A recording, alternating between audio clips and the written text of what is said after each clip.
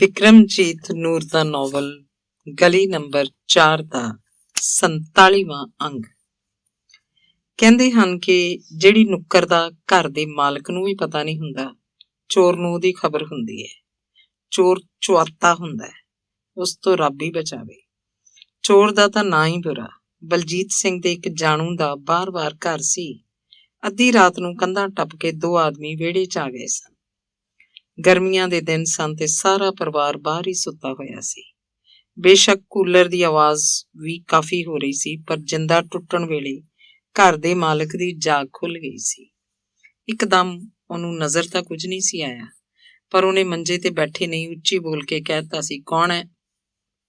ਅਜੇ ਉਹ ਮੰਜੇ ਤੋਂ ਥੱਲੇ ਨਹੀਂ ਸੀ ਉਤਰਿਆ ਕਿ ਕਿਸੇ ਨੇ ਉਹਦੇ ਸਿਰ ਤੇ ਵਾਰ ਹੀ ਕਰ ਦਿੱਤਾ ਸੀ। ਦੂਜੇ ਮੈਂਬਰ ਵੀ ਜਾਗ ਪਏ ਸਨ ਤੇ ਉਹਨਾਂ ਨੇ ਵੀ ਰੌਲਾ ਪਾ ਦਿੱਤਾ ਸੀ। ਉਸ ਸਮੇਂ ਉਹਨਾਂ ਨੂੰ ਇਹ ਪਤਾ ਨਹੀਂ ਸੀ ਲੱਗ ਰਿਹਾ ਕਿ ਆਖਿਰ ਹੋ ਕੀ ਰਿਹਾ। ਨਾ ਹੀ ਉਹਨਾਂ ਨੂੰ ਇਸ ਗੱਲ ਦਾ ਪਤਾ ਸੀ ਕਿ ਘਰ ਦਾ ਮਾਲਕ ਜ਼ਖਮੀ ਹੋ ਚੁੱਕਾ ਹੈ ਤੇ ਹੋਰਾਂ ਨਾਲ ਪਤਾ ਨਹੀਂ ਕੀ ਕਰਨਗੇ। ਮਕਾਨ ਮਾਲਕ ਦੀ ਜਾਨ ਬਚ ਗਈ ਸੀ। ਧਨ ਮਾਲ ਦਾ ਵੀ ਉਹਨਾਂ ਨੇ ਕੋਈ ਨੁਕਸਾਨ ਨਹੀਂ ਸੀ ਕੀਤਾ। ਜਿਵੇਂ ਆਏ ਸੀ ਉਸੇ ਤਰ੍ਹਾਂ ਹੀ ਛਾਲਾਂ ਮਾਰ ਕੇ ਕੰਧਾਂ ਟੱਪ ਗਏ, ਪਰ ਜ਼ਖਮ ਇੰਨੇ ਡੂੰਘੇ ਕਰ ਗਏ ਸਨ ਕਿ ਮਕਾਨ ਮਾਲਕ ਨੂੰ ਰਾਤੋਂ ਰਾਤ ਹੀ ਹਸਪਤਾਲ ਦਾਖਲ ਕਰਾਉਣਾ ਪਿਆ ਸੀ। ਅੱਜ ਇਹ ਘਟਨਾ ਬਲਜੀਤ ਸਿੰਘ ਨੂੰ ਬਾਰ-ਬਾਰ ਯਾਦ ਆ ਰਹੀ ਸੀ ਤੇ ਉਹਦੇ ਪਿੰਡੇ ਵਿੱਚ ਡਰ ਦੀ ਇੱਕ ਲਹਿਰ ਦੌੜ ਜਾਂਦੀ ਸੀ। ਜੇ ਰਾਤ ਨੂੰ ਕੋਈ ਆ ਗਿਆ। ਵਿਹੜੇ ਵਾਲਾ ਬੱਲਬ ਰਾਤ ਨੂੰ ਜਗਦਾ ਹੀ ਰੱਖ ਲਿਆ ਸੀ। ਪਹਿਲਾਂ ਉਹ ਮੋਟੇ ਸ਼ਰਾਬੀ ਵਾਲੇ ਵਿਹੜੇ 'ਚ ਸੌਂਦੇ ਸਨ। ਅੱਜ ਉਹਨਾਂ ਨੇ ਆਪਣੇ ਮੰਜੇ ਪਹਿਲੇ ਮਕਾਨ ਦੇ ਵਰਾਂਡੇ 'ਚ ਹੀ ਕਰ ਲਏ ਸਨ। ਕਾਂਚੀ ਤਾਂ ਆਪਣੀ ਮੰਮੀ ਦੇ ਨਾਲ ਹੀ ਸੌਂਦੀ ਸੀ। ਰਮਨ ਦਾ ਮੰਜਾ ਸਿਰ ਵਿਚਕਾਰ ਢਾ ਦਿੱਤਾ ਗਿਆ ਸੀ ਤੇ ਬੱਚੇ ਸੌਂ ਗਏ ਸਨ।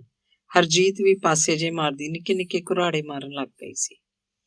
ਬਲਜੀਤ ਸਿੰਘ ਨੇ ਤਾਂ ਲਗਭਗ ਸਾਰੀ ਰਾਤ ਜਾਗ ਕੇ ਹੀ ਬਿਤਾਈ ਸੀ। ਉਹਦਾ ਕੁਝ ਪੜ੍ਹਨ ਨੂੰ ਵੀ ਜੀਅ ਨਹੀਂ ਸੀ ਕੀਤਾ। ਜਦ ਹਰਜੀਤ ਸਕੂਲੋਂ ਘਰ ਆਈ ਸੀ ਤਾਂ ਉਹਨੇ ਬਾਹਰਲਾ ਜਿੰਦਾ ਖੋਲ੍ਹਣ ਤੋਂ ਬਾਅਦ ਦਰਵਾਜ਼ੇ ਨੂੰ ਅੰਦਰ ਵੱਲ ਧੱਕਿਆ ਹੀ ਸੀ, ਪਰ ਦਰਵਾਜ਼ਾ ਖੁੱਲਿਆ ਨਹੀਂ ਸੀ। ਸਾਹਮਣੇ ਮਾਂ ਜੀ ਲਾਂਘੇ 'ਚ ਬੈਠੀ ਇੱਧਰ ਹੀ ਦੇਖ ਰਹੀ ਸੀ। ਹਰਜੀਤ ਨੇ ਕਾਹਲੀ ਨਾਲ ਪਿਛਾਂਹ ਮੁੜ ਕੇ ਕਿਹਾ ਸੀ, ਦਰਵਾਜ਼ਾ ਪਤਾ ਨਹੀਂ ਕਿਵੇਂ ਬੰਦ ਹੋਇਆ ਪਿਆ। ਮਾਂ ਜੀ ਨੂੰ ਪਹਿਲਾਂ ਹੀ ਜਿਵੇਂ ਮਾੜਾ ਮੋਟਾ ਸ਼ੱਕ ਸੀ। ਉਹ ਇੱਕਦਮ ਬੋਲ ਪਈ, ਭੈਣ ਜੀ ਅੱਜ ਕਲੋਨੀ 'ਚ ਰੌਲਾ ਗੋਲਾ ਜਿਹਾ ਪਿਆ ਹੋਇਆ ਸੀ, ਕਹਿੰਦੇ ਸੀ ਬੰਦੇ ਆਏ ਫਿਰਦੇ ਆ। ਗੜਬੜ ਤਾਂ ਕੋਈ ਲੱਗਦੀ ਸੀ, ਪਰ ਹਰਜੀਤ ਹੌਸਲੇ 'ਚ ਰਹੀ ਸੀ। ਕੁਦਰਤੀ ਪਾਲ ਸਿੰਘ ਘਰੇ ਸੀ। ਉਹ ਤੇਜ਼ੀ ਨਾਲ ਬਾਹਰ ਆਇਆ ਤੇ ਗਲੀ ਵਾਲੇ ਪਾਸਿਓਂ ਹੀ ਕੰਧ 'ਚ ਕਿਸੇ ਥਾਂ ਪੈਰ ਅੜਾ ਕੇ ਉੱਪਰ ਚੜ ਗਿਆ ਤੇ ਉਹਨੇ ਹਰਜੀਤ ਨੂੰ ਪੁੱਛਿਆ ਸੀ, ਭੈਣ ਜੀ ਅੱਜ ਅੰਦਰਲੇ ਦਰਵਾਜ਼ੇ ਬੰਦ ਕਰਨੇ ਭੁੱਲ ਗਏ ਸੀ? ਨਹੀਂ, ਮੈਂ ਤਾਂ ਬੰਦ ਕਰਕੇ ਗਈ ਸੀ। ਅੰਦਰਲੀਆਂ ਚਾਬੀਆਂ ਮੇਰੇ ਪਰਸ 'ਚ ਹੈਗੀਆਂ। ਪਰ ਅੰਦਰਲੇ ਪਾਸੇ ਉਤਰ ਕੇ ਪਾਲ ਸਿੰਘ ਨੇ ਬਾਹਰਲਾ ਦਰਵਾਜ਼ਾ ਖੋਲ੍ਹ ਦਿੱਤਾ ਸੀ ਤੇ ਸਭ ਕੁਝ ਹੀ ਸਪਸ਼ਟ ਹੋ ਗਿਆ ਸੀ। ਬਲਜੀਤ ਸਿੰਘ ਨੇ ਕਿਸੇ ਆਉਂਦੇ ਜਾਂਦੇ ਦੇ ਹੱਥ ਫਰੀਦਕੋਟ ਵੀ ਸੁਨੇਹਾ ਭੇਜ ਦਿੱਤਾ ਸੀ। ਉਹਦਾ ਵੱਡਾ ਭਰਾ ਆ ਗਿਆ ਸੀ ਤੇ ਉਹਨਾਂ ਕੋਲ 2 ਦਿਨ ਲਾ ਕੇ ਗਿਆ ਸੀ। ਨਾਲੇ ਉਹਨੇ ਹੌਸਲਾ ਦਿੰਦਿਆਂ ਸਮਝਾਇਆ ਵੀ ਸੀ ਵੀ ਇਉਂ ਰੋਜ਼-ਰੋਜ਼ ਨਹੀਂ ਆਇਆ ਕਰਦੇ ਚੋਰ। ਬਲਜੀਤ ਸਿੰਘ ਦੇ ਦਾਇਰੇ ਦਾ ਹੋਰ ਵੀ ਬਹੁਤ ਸਾਰੇ ਲੋਕ ਉਹਨਾਂ ਕੋਲ ਆਏ ਸਨ। ਹਰਜੀਤ ਦੇ ਸਕੂਲ ਦਾ ਤਾਂ ਸਾਰਾ ਸਟਾਫ ਹੀ ਆਇਆ ਸੀ। ਕੁਝ ਦਿਨਾਂ ਬਾਅਦ ਬਲਜੀਤ ਗਲੀ ਦੇ ਇੱਕ ਆਦਮੀ ਨੂੰ ਨਾਲ ਲੈ ਕੇ ਪੁਲਿਸ ਸਟੇਸ਼ਨ ਗਿਆ ਸੀ। ਜਨਾਬ, ਕੁਝ ਪਤਾ ਤਾਂ ਨਹੀਂ ਲੱਗਾ? ਕਾਹਦਾ ਪਤਾ? ਸਾਡੇ ਘਰ ਚੋਰੀ ਹੋ ਗਈ ਸੀ ਦਿਨੇ ਹੀ। ਅਸੀਂ ਰਿਪੋਰਟ ਵੀ ਕੀਤੀ ਸੀ, ਕੋਈ ਜਵਾਬ ਨਹੀਂ ਸੀ ਮਿਲਿਆ। ਕੁਝ ਹੱਦ ਤੱਕ ਸੁਰਾਗ ਤਾਂ ਉਹਨਾਂ ਨੇ ਖੁਦ ਕੱਢ ਵੀ ਲਿਆ ਸੀ, ਪਰ ਕਿਸੇ ਦਾ ਨਾਂ ਲੈ ਕੇ ਪੁਆੜਾ ਗਲ ਪਾ ਲੈਣਾ ਹੋਰ ਵੀ ਖਤਰਨਾਕ ਹੁੰਦਾ। ਚੋਰ ਤਾਂ ਕਸੂਰਵਾਰ ਹੁੰਦਾ ਹੀ ਹੈ। ਕਈ ਵਾਰੀ ਮਾਲਕਾਂ ਦੀ ਲਾਪਰਵਾਹੀ ਵੀ ਨੁਕਸਾਨ ਕਰਵਾ ਦਿੰਦੀ ਹੈ। ਅਜਿਹੀ ਲਾਪਰਵਾਹੀ ਮਾਸਟਰ ਤੋਂ ਵੀ ਹੋ ਗਈ ਸੀ। ਸਾਰਿਆਂ ਜੰਦਰਿਆਂ ਦੀਆਂ ਚਾਬੀਆਂ ਦੇ 2 ਸੈੱਟ ਸਨ। ਕਿਸੇ ਸਮੇਂ ਬਲਜੀਤ ਸਿੰਘ ਨੇ ਆ ਕੇ ਜੰਦਰੇ ਖੋਲ੍ਹੇ ਤੇ ਚਾਬੀਆਂ ਦਾ ਗੁੱਛਾ ਆਪਣੇ ਬੈਗ 'ਚ ਹੀ ਨਹੀਂ ਸੀ ਪਾਇਆ। ਇਹ ਗੁੱਛਾ ਉਹਨੇ ਡਰੈਸਿੰਗ ਟੇਬਲ ਤੇ ਰੱਖਤਾ ਸੀ ਤੇ ਬਾਅਦ 'ਚ ਭੁੱਲ ਗਿਆ ਸੀ। ਹਰਜੀਤ ਦੀ ਵੀ ਨਿਗਾਹ ਨਹੀਂ ਸੀ ਪਈ। ਚਾਬੀਆਂ 2-3 ਦਿਨ ਇਸੇ ਤਰ੍ਹਾਂ ਹੀ ਪਈਆਂ ਰਹੀਆਂ। ਇਹੀ ਕਾਰਨ ਸੀ ਕਿ ਜਿੰਦਾ ਇੱਕੋ ਹੀ ਟੁੱਟਾ ਸੀ। ਬਾਕੀ ਕੰਮ ਤਾਂ ਚਾਬੀਆਂ ਤੋਂ ਹੀ ਲਿਆ ਗਿਆ ਸੀ। ਪੀਤੋ ਨੇ ਇਹਨਾਂ ਚਾਬੀਆਂ ਬਾਰੇ ਆਪਣੀ ਆਂਟੀ ਨਾਲ ਗੱਲ ਕੀਤੀ ਹੋਏਗੀ। ਇਸ ਕਾਰਾ ਧਰਮੋਂ ਨਹੀਂ ਕਰਵਾਇਆ ਹੋਏਗਾ। ਉਹਦਾ ਇੱਕ ਮੁੰਡਾ ਤਾਂ ਅਵਾਰਾ ਜਿਹਾ ਸੀ, ਕੋਈ ਕੰਮਕਾਰ ਨਹੀਂ ਸੀ ਕਰਦਾ। ਸੰਭਵ ਸੀ ਕਿ ਉਹ ਜਿਹਾ ਕੰਮ ਆਰਾਮ ਨਾਲ ਕਰ ਸਕਦਾ ਸੀ। ਆਂਢੀਆਂ ਗੁਆਂਢੀਆਂ ਤੋਂ ਬਿਨਾਂ ਘਰਾਂ ਦੇ ਭੂਗੋਲ ਨੂੰ ਇੰਨਾ ਹੋਰ ਕੋਈ ਜਾਣ ਨਹੀਂ ਸਕਦਾ। ਛੱਤ ਤੋਂ ਆ ਕੇ ਛੱਤ ਤੋਂ ਹੀ ਮੁੜਿਆ ਜਾ ਸਕਦਾ ਸੀ। ਚਿੱਟੇ ਦਿਨ ਨੂੰ ਕੋਈ ਸ਼ੱਕ ਵੀ ਨਾ ਕਰੇ। ਗਰਮੀ ਦੀ ਦੁਪਹਿਰ ਤਾਂ ਰਾਤ ਨਾਲੋਂ ਵੀ ਜ਼ਿਆਦਾ ਚੁੱਪ ਤੇ ਸੁੰਨੀ ਹੁੰਦੀ ਹੈ। ਪੀਤੋ ਉਸੇ ਤਰ੍ਹਾਂ ਹੀ ਚੋਰੀ ਤੋਂ ਅਗਲੇ ਦਿਨ ਵੀ ਕੰਮ ਤੇ ਆ ਪਹੁੰਚੀ ਸੀ। ਸ਼ੱਕ ਹੁੰਦਿਆਂ ਹੋਇਆਂ ਵੀ ਪ੍ਰਗਟ ਨਹੀਂ ਸੀ ਕੀਤਾ ਜਾ ਸਕਦਾ। ਪਰ ਫਿਰ ਉਹੀ ਗੱਲ, ਚੋਰੀ ਵਾਲੇ ਦਿਨ ਜਦੋਂ ਬਲਜੀਤ ਆਪਣੇ ਘਰ ਦੇ ਨੇੜੇ ਪਹੁੰਚਿਆ ਸੀ ਤਾਂ ਧਰਮੋਂ ਨੇ ਨਮਸਤੇ ਜੀ ਕਾਹਦਾ ਕਿਹਾ ਸੀ? ਜਦਕਿ ਉਹ ਪਹਿਲਾਂ ਬਲਜੀਤ ਨੂੰ ਦੇਖ ਕੇ ਆਪਣਾ ਮੂੰਹ ਹੋਰ ਪਾਸੇ ਫੇਰ ਲੈਂਦੀ ਸੀ। ਉਸ ਦਿਨ ਵਾਲੇ ਨਮਸਤੇ ਦੇ ਅਰਥਾਂ ਦੀ ਬਲਜੀਤ ਨੂੰ ਕਦੀ ਸਮਝ ਨਹੀਂ ਸੀ ਆਈ। ਚੋਰ ਦਾ ਪਤਾ ਤਾਂ ਨਾ ਲੱਗ ਸਕਿਆ, ਪਰ ਡਰ ਵੀ ਬਣਿਆ ਰਿਹਾ ਤੇ ਸ਼ੱਕ ਵੀ ਬਣਿਆ ਰਿਹਾ। ਅੰਗ 48ਵਾਂ। ਸੰਤ ਜੀ ਨੇ ਆਪਣੇ ਮਕਾਨ ਦੇ ਨਾਲ ਵਾਲਾ ਹਿੱਸਾ ਵੇਚ ਦਿੱਤਾ ਸੀ। ਪਲਾਟ ਦੇ ਬਿਲਕੁਲ ਪਿਛਲੇ ਸਿਰੇ ਤੇ 2 ਆਮ ਜਿਹੇ ਕਮਰੇ ਬਣੇ ਹੋਏ ਸਨ। ਅੱਗੇ ਦੇਸੀ ਜਿਹਾ ਵਰਾਂਡਾ ਵੀ ਸੀ। ਇਹ ਹਿੱਸਾ ਸੰਤ ਜੀ ਵੇਚਣਾ ਨਹੀਂ ਸੀ ਚਾਹੁੰਦੇ, ਪਰ ਮਜਬੂਰੀ ਵਸ ਹੀ ਅਜਿਹਾ ਕਰਨਾ ਪਿਆ ਸੀ। ਗੁਜ਼ਾਰੇ ਜੋਗੀ ਜ਼ਮੀਨ ਬਥੇਰੀ ਸੀ, ਪਰ ਫਿਰ ਵੀ ਘਰ ਦੀ ਸਥਿਤੀ ਤੇ ਕਾਬੂ ਨਹੀਂ ਸੀ ਪਾਇਆ ਜਾ ਰਿਹਾ। ਕਈ ਸਾਲਾਂ ਤੋਂ ਖੇਤੀ ਘਾਟੇ ਵਾਲਾ ਸੌਦਾ ਸਾਬਤ ਹੋ ਰਹੀ ਸੀ। ਫਿਰ ਸੰਤ ਜੀ ਨੇ ਤਾਂ ਆਪਣੀ ਕੁੜੀ ਦੀ ਸ਼ਾਦੀ ਤੇ ਵੀ ਹੱਦੋਂ ਵੱਧ ਖਰਚਾ ਕਰ ਦਿੱਤਾ ਸੀ, ਜਿਸ ਕਾਰਨ ਸਿਰਫ ਹੱਥ ਹੀ ਤੰਗ ਨਹੀਂ ਸੀ ਹੋਇਆ, ਸਗੋਂ ਕਰਜ਼ੇ ਤੇ ਵਿਆਜ ਦੀ ਸਮੱਸਿਆ ਪੈਦਾ ਕਰਦੀ ਜਾ ਰਹੀ ਸੀ। ਜਿਹੜੇ ਆੜਤੀਏ ਨਾਲ ਲੈਣ ਦੇਣ ਸੀ, ਉਸੇ ਨੇ ਮਕਾਨ ਦੇ ਇਸ ਹਿੱਸੇ ਨੂੰ ਬੈਅ ਕਰਵਾ ਲਿਆ ਸੀ। ਬੇਸ਼ੱਕ ਉਹਨੂੰ ਨਿੱਜੀ ਤੌਰ ਤੇ ਇਹਨੂੰ ਵਰਤਣ ਦੀ ਜ਼ਰੂਰਤ ਨਹੀਂ ਸੀ। ਸੰਤ ਜੀ ਦੀ ਵਰਤੋਂ ਵਿੱਚ ਵੀ ਉਹ ਬਹੁਤਾ ਨਹੀਂ ਸੀ ਆਉਂਦਾ। ਸ਼ੁਰੂ 'ਚ ਉਹਨਾਂ ਨੇ ਮੱਝ ਰੱਖੀ ਸੀ ਤੇ ਉਹਦੀ ਸਾਂਭ ਸੰਭਾਲ ਵਾਸਤੇ ਇੱਕ ਆਦਮੀ ਵੀ ਰੱਖ ਲਿਆ ਸੀ, ਪਰ ਇਹ ਸੌਦਾ ਸੂਤ ਨਹੀਂ ਸੀ ਆਇਆ। ਫਿਰ ਤਾਂ ਉਹਨਾਂ ਨੇ ਸ਼ਹਿਰੀਆਂ ਵਾਂਗ ਹੀ ਰਹਿਣਾ ਸ਼ੁਰੂ ਕਰਤਾ ਸੀ। ਮਕਾਨ ਦਾ ਇਹ ਹਿੱਸਾ ਕਈ ਸਾਲਾਂ ਤੋਂ ਖਾਲੀ ਪਿਆ ਸੀ, ਪਰ ਹੁਣ ਇਹਦੇ ਖਰੀਦਦਾਰ ਨੇ 800-900 ਰੁਪਏ ਮਹੀਨਾ ਕਿਰਾਏ ਤੇ ਚਾੜ ਦਿੱਤਾ ਸੀ। ਕਿਰਾਏਦਾਰਾਂ ਦਾ ਕੋਈ ਛੋਟਾ ਜਿਹਾ ਪਰਿਵਾਰ ਨਹੀਂ ਸੀ, ਉਹ ਤਾਂ ਸਗੋਂ 3-4 ਪਰਿਵਾਰ ਸਨ ਤੇ ਇੱਕ ਪਰਿਵਾਰ ਦੇ 6-6, 7-7 ਜੀ। ਯੂਪੀ ਦੇ ਭਈਆਂ ਦੀ ਪਲਟਨ ਦੀ ਪਲਟਨ। ਹੁਣ ਜੋ ਇੱਕ ਹੀ ਪਰਿਵਾਰ ਸੀ, 2 ਸਕੇ ਭਰਾ, ਉਹਨਾਂ ਦੇ ਬਾਲ ਬੱਚੇ, ਨਾਲ ਚਾਚੇ ਤਾਏ, ਹੋਰ ਰਿਸ਼ਤੇਦਾਰ। ਉਹਨਾਂ ਦੇ ਬੈਠਣ ਉੱਠਣ, ਸੌਣ ਪਕਾਉਣ, ਖਾਣ ਨਹਾਉਣ ਧੋਣ ਦਾ ਕਿਵੇਂ ਸਰਦਾ ਹੋਏਗਾ। ਇਹਨੂੰ ਸੋਚ ਵਿਚਾਰ ਕੇ ਹੈਰਾਨੀ ਹੁੰਦੀ ਸੀ, ਪਰ ਉਹ ਬੱਚੇ ਤੋਂ ਲੈ ਕੇ ਬੁੱਢੇ ਤੱਕ ਬਹੁਤ ਹੀ ਖੁਸ਼ ਰਹਿੰਦੇ ਸੀ।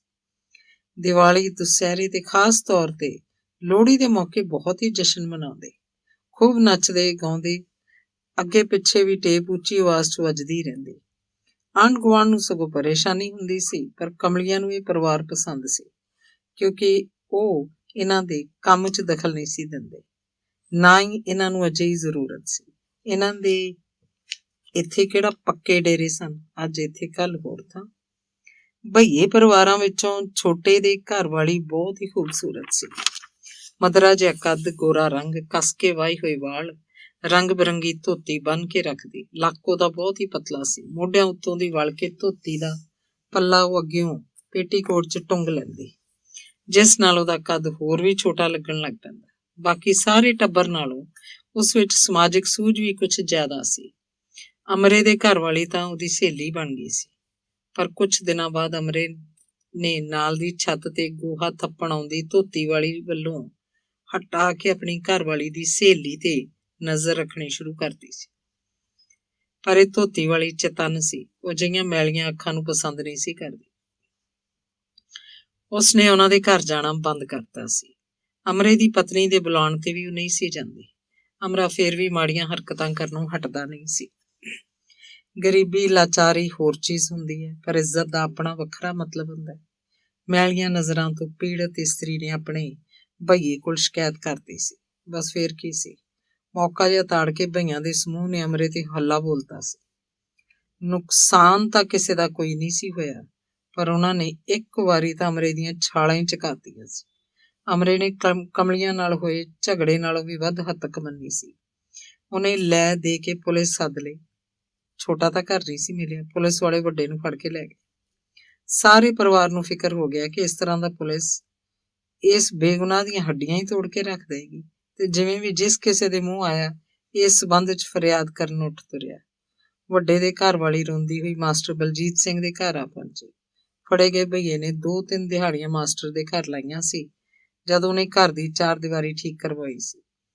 ਉਹਦੇ ਘਰ ਵਾਲੀ ਨੂੰ ਉਹਨਾਂ ਨੇ ਘਰ ਦੀ ਸਾਫ਼ ਸਫਾਈ ਵਾਸਤੇ ਵੀ ਪੁੱਛਿਆ ਸੀ, ਪਰ ਉਹ ਲੱਗੀ ਨਹੀਂ ਸੀ। ਮਾਸਟਰ ਬਲਜੀਤ ਸਿੰਘ ਤੋਂ ਰੋਂਦੀ ਜਨਾਨੀ ਦੀ ਹਾਲਤ ਦੇਖੀ ਨਹੀਂ ਸੀ ਗਈ, ਸੋ ਉਹਨੇ ਸਕੂਟਰ ਚੁੱਕਿਆ। ਰਾਹ 'ਚੋਂ ਇੱਕ ਹੋਰ ਮਿੱਤਰ ਨੂੰ ਨਾਲ ਕਰਕੇ ਥਾਣੇ ਜਾ ਪਹੁੰਚਿਆ। ਕੁਝ ਹੋਰ ਆਦਮੀ ਵੀ ਉੱਥੇ ਮੌਜੂਦ ਸੀ। ਪੀੜਤ ਦੇ ਭਾਈਚਾਰੇ ਦਾ ਵੀ ਕਾਫੀ ਇਕੱਠ ਸੀ।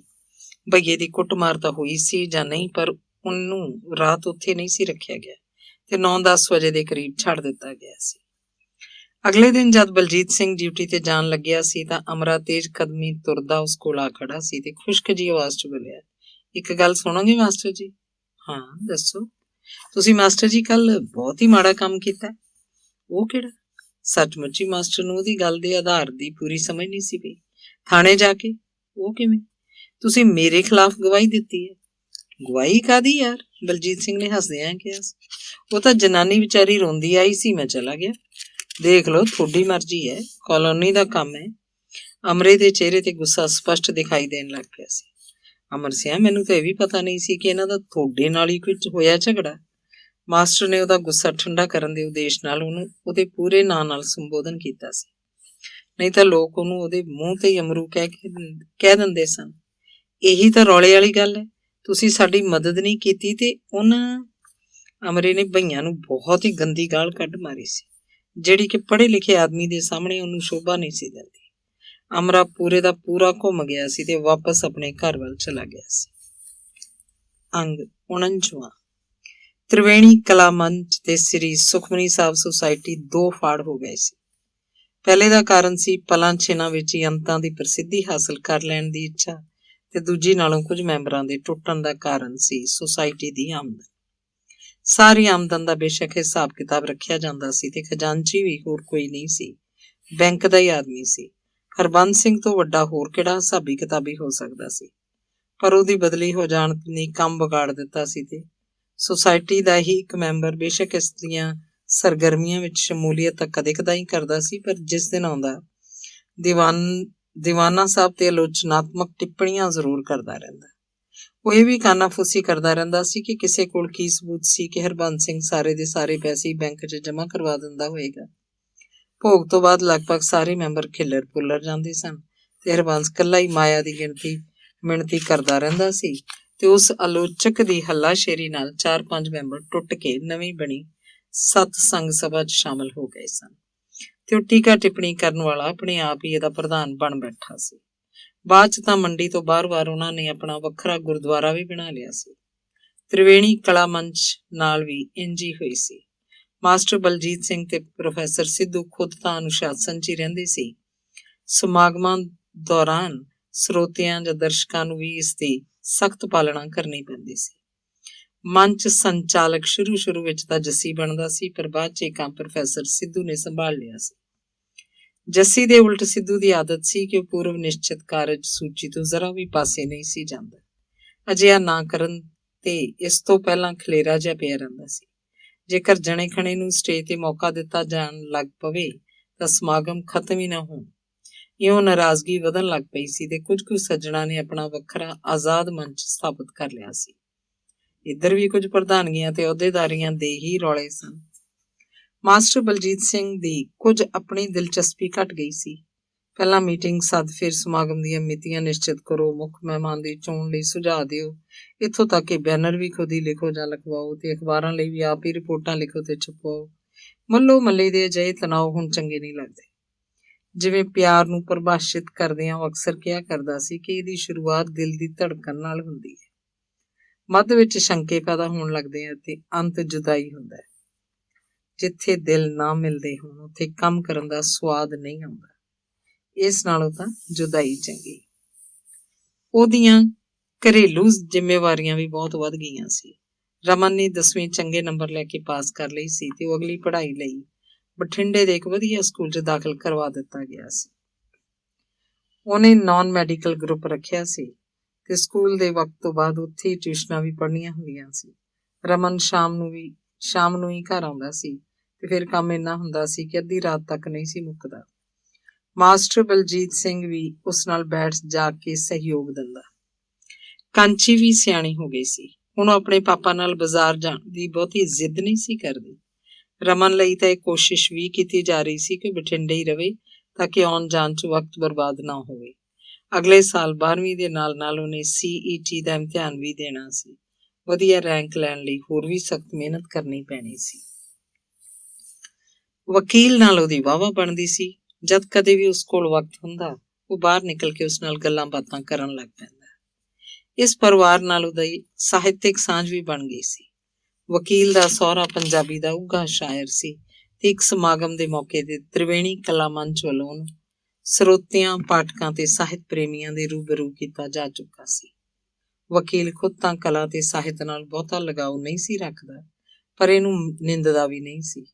ਬੇਸ਼ੱਕ ਇੱਕ ਮੱਲੋ ਮੱਲੀ ਬਣਿਆ ਲੇਖਕ ਜਿਹੜਾ ਕਿਤੇ JBT ਮਾਸਟਰ ਲੱਗਾ ਹੋਇਆ ਸੀ, ਮਾਸਟਰ ਬਲਜੀਤ ਸਿੰਘ ਤੇ ਪ੍ਰੋਫੈਸਰ ਸਿੱਧੂ ਦੀ ਉੱਚ ਯੋਗਤਾ ਦਾ ਮੁਖੌਲ ਉਡਾਉਂਦਾ ਹੋਇਆ ਉਹਨਾਂ ਨੂੰ ਪੂਛ ਲੱਗੀ ਹੀ ਬੋਲਿਆ ਕਰਦਾ ਸੀ।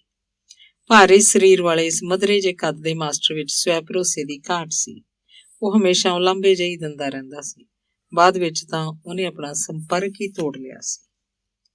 ਜਦ ਕਦੇ ਉਹ ਸ਼ਾਇਰ ਆਪਣੀ ਲੜਕੀ ਨੂੰ ਮਿਲਣ ਆਉਂਦਾ ਤਾਂ ਵਕੀਲ ਆਪਣੇ ਮੁੰਡੇ ਦੇ ਹੱਥ ਸੁਨੇਹਾ ਭੇਜ ਕੇ ਮਾਸਟਰ ਬਲਜੀਤ ਨੂੰ ਸੂਚਨਾ ਦੇ ਦਿੰਦਾ। ਉਹ ਬਲਜੀਤ ਨੂੰ ਕਲਾਕਾਰ ਜਾਂ ਚਿੱਤਰਕਾਰ ਕਹਿ ਕੇ ਬੁਲਾਉਂਦਾ ਸੀ। ਉਹ ਪਹਿਲਾਂ ਪੁੱਛਦਾ, ਬਲਜੀਤ ਸਿੰਘ ਜੀ ਕਿਵੇਂ ਚੱਲਦੀ ਹੈ ਤੁਹਾਡੀ ਚਿੱਤਰਕਾਰੀ? ਬਹੁਤ ਵਧੀਆ ਜੀ, ਬਲਜੀਤ ਸਿੰਘ ਕਹਿੰਦਾ। ਤੁਹਾਡੀਆਂ ਗਜ਼ਲਾਂ ਤਾਂ ਅਕਸਰ ਹੀ ਅਖਬਾਰਾਂ 'ਚ ਪੜ੍ਹ ਲਈਦੀਆਂ। ਉਹ ਸ਼ਾਇਰ ਬਹੁਤ ਹੀ ਗੰਭੀਰਤਾ ਨਾਲ ਕਹਿੰਦਾ, ਬਸ ਜੀ ਕਿਤੇ ਨਾ ਕਿਤੇ ਇੱਕ ਅੱਧੀ ਭੇਜ ਹੀ ਰੱਖੀ ਦੀ ਹੈ। ਫਿਰ ਉਹ ਕੋਈ ਨਵੀਂ ਲਿਖੀ ਗਜ਼ਲ ਸੁਣਾਉਣ ਲੱਗਦਾ। ਉਸ ਸਮੇਂ ਵਕੀਲ ਉੱਥੋਂ ਉੱਠ ਜਾਂਦਾ।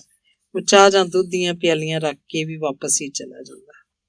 ਮਾਸਟਰ ਬਲਜੀਤ ਸਿੰਘ ਦੇ ਘਰ ਚੋਰੀ ਹੋ ਜਾਣ ਤੋਂ ਬਾਅਦ ਗਲੀ ਵਾਲਿਆਂ ਨੇ ਮੀਟਿੰਗ ਕੀਤੀ ਸੀ। ਰਾਤ ਨੂੰ ਵਾਰੋ ਵਾਰੀ ਪਹਿਰਾ ਦੇਣ ਦਾ ਫੈਸਲਾ ਹੋਇਆ ਸੀ, ਕਿਉਂਕਿ 1 ਨੰਬਰ ਵਾਲੀ ਗਲੀ ਵਿੱਚ ਵੀ 2-3 ਘਰਾਂ ਦੇ ਜੰਦਰੇ ਟੁੱਟੇ ਸਨ। ਬੇਸ਼ੱਕ ਨੁਕਸਾਨ ਨਹੀਂ ਸੀ ਹੋਇਆ। ਆਪਣੀ ਵਾਰੀ ਮਾਸਟਰ ਬਲਜੀਤ ਸਿੰਘ ਨੇ ਵਕੀਲ ਨਾਲ ਹੀ ਕਰਵਾ ਲਈ। ਵਕੀਲ ਦਾ ਪਿਛੋਕੜ ਪੇਂਡੂ ਸੀ। ਉਹਨੇ LLB ਤੋਂ ਪਹਿਲਾਂ BA ਦੀ ਪੜ੍ਹਾਈ ਦੌਰਾਨ ਰਾਜਨੀਤੀ ਸ਼ਾਸਤਰ ਵਜੋਂ ਪੜ੍ਹੀ ਹੋਈ ਸੀ ਤੇ ਪਤਨੀ ਉਹਦੀ B.Ed ਸੀ, ਪਰ ਅਜੇ ਉਹ ਨੌਕਰੀ ਨਹੀਂ ਸੀ ਲੱਗੀ। 4 ਨੰਬਰ ਗਲੀ ਕਾਫੀ ਲੰਮੀ ਸੀ। ਪਹਿਲਾਂ ਤਾਂ ਉਹਦਾ ਇੱਕ ਸਿਰਾ ਬੰਦ ਹੁੰਦਾ ਸੀ, ਆਵਾਜਾਈ ਘੱਟ ਰਹਿੰਦੀ ਸੀ, ਪਰ ਉਹ ਤੋਂ ਅੱਗੇ ਆਬਾਦੀ ਦੇ ਵੱਧ ਜਾਣ ਕਰਕੇ ਗਲੀ ਨੂੰ ਖੋਲ ਦਿੱਤਾ ਗਿਆ ਸੀ। ਇਸ ਲਈ ਉਹ ਸਾਰੀ ਗਲੀ ਦੇ ਇੱਕ ਸਿਰੇ ਤੋਂ ਦੂਜੇ ਸਿਰੇ ਤੱਕ ਗੇੜੇ ਲਾਉਂਦੇ ਰਹੇ ਸਨ। ਹੱਥਾਂ 'ਚ ਫੜੇ ਡੰਡਿਆਂ ਨੂੰ ਉਹ ਸੜਕ ਤੇ ਮਾਰ-ਮਾਰ ਕੇ ਤੁਰਦੇ, ਜਿਹਦਾ ਮਤਲਬ ਸੀ ਜਾਗਦੇ ਰਹੋ ਬਈ ਓਏ। ਤੇ ਗਲੀ ਦੇ ਲਹਿੰਦੇ ਸਿਰੇ ਤੇ ਪਹੁੰਚ ਕੇ ਇੱਕ ਸਧਾਰਨ ਜਿਹੇ ਘਰ ਵੱਲ ਇਸ਼ਾਰਾ ਕਰਦਿਆਂ ਵਕੀਲ ਨੇ ਬਲਜੀਤ ਨੂੰ ਪੁੱਛਿਆ ਸੀ, ਇਸ ਘਰ ਬਾਰੇ ਜਾਣਦੇ ਹੋ ਕੁਝ? ਨਾ ਯਾਰ, ਮੈਂ ਤਾਂ ਨਹੀਂ ਜਾਣਦਾ। ਬਲਜੀਤ ਨੇ ਨਾਲ ਹੀ ਸਵਾਲ ਵੀ ਕਰਤਾ ਸੀ, ਕਿਉਂ, ਕਿਵੇਂ? ਜਨਾਨੀ ਦਾ ਕੇਸ ਚੱਲਦਾ ਮੇਰੇ ਕੋਲ। ਕਾਹਦਾ ਕੇਸ? ਤਲਾਕ ਦਾ। ਅੱਛਾ। ਬਲਜੀਤ ਸਿੰਘ ਨੂੰ ਥੋੜੀ ਜਿਹੀ ਹੈਰਾਨੀ ਹੋਈ ਸੀ। ਉਹਨੇ ਪੁੱਛਿਆ, ਤੇ ਮਰਦ ਉਹਦਾ ਕੀ ਕਹਿੰਦਾ? ਉਹਨੇ ਕੀ ਕਹਿਣਾ? ਕਿਉਂ, ਮੇਰੇ ਨਾਲ ਤਾਂ ਖੁੱਲ ਕੇ ਗੱਲਾਂ ਕਰ ਲੈਂਦੀ ਹੈ, ਵਕੀਲ ਨੇ ਹੱਸਦਿਆਂ ਕਿਹਾ ਸੀ।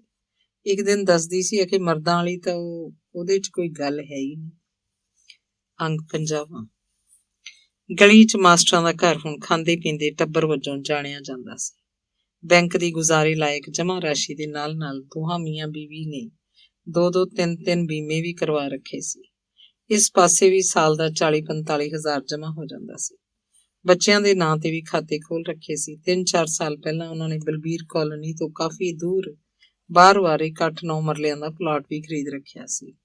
ਬੇਸ਼ੱਕ ਪੰਜਾਬ 'ਚ ਕਿਸਾਨੀ ਦੇ ਸੰਕਟ ਕਾਰਨ ਬਾਅਦ 'ਚ ਇਸ ਖਰੀਦ ਵੇਚ ਦੇ ਕੰਮ 'ਚ ਮੰਦਹਾਲੀ ਵੀ ਆ ਗਈ ਸੀ, ਫਿਰ ਵੀ ਉਹਨਾਂ ਦੁਆਰਾ ਖਰਚ ਕੀਤੀ ਗਈ ਰਕਮ ਸੁਰੱਖਿਅਤ ਤਾਂ ਪਈ ਸੀ। ਰਮਨ ਕਦੇ-ਕਦੇ ਕਹਿੰਦਾ, ਪਾਪਾ ਆਪਾਂ ਬਣਾਈਏ ਆਪਣੇ ਪਲਾਟ 'ਚ ਕੋਠੀ? ਤੇ ਬਲਜੀਤ ਸਿੰਘ ਹੱਸਣ ਲੱਗ ਪੈਂਦਾ। ਕੋਠੀਆਂ ਦਾ ਨਾਂ ਲੈਣਾ ਹੀ ਸੌਖਾ ਹੁੰਦਾ ਪੁੱਤਰ ਜੀ, ਇਹ ਬਣਾਉਣੀਆਂ ਬਹੁਤ ਹੀ ਮੁਸ਼ਕਿਲ ਹੁੰਦੀਆਂ। ਬੇਸ਼ੱਕ ਇਸ ਗੱਲ ਦਾ ਰਮਨ ਦੁਆਰਾ ਉਠਾਈ ਗਈ ਮੰਗ ਜਾਂ ਰੀਝ ਨਾਲ ਕੋਈ ਸਬੰਧ ਨਹੀਂ ਸੀ ਹੁੰਦਾ, ਪਰ ਕੰਮ ਦੀ ਵਿਸ਼ਾਲਤਾ ਨੂੰ ਮੁੱਖ ਰੱਖਦਿਆਂ ਬਲਜੀਤ ਅਜਿਹਾ ਆਪਣੇ ਮੁੰਡੇ ਨੂੰ ਵੀ ਕਹਿ ਹੀ ਦਿੰਦਾ ਸੀ।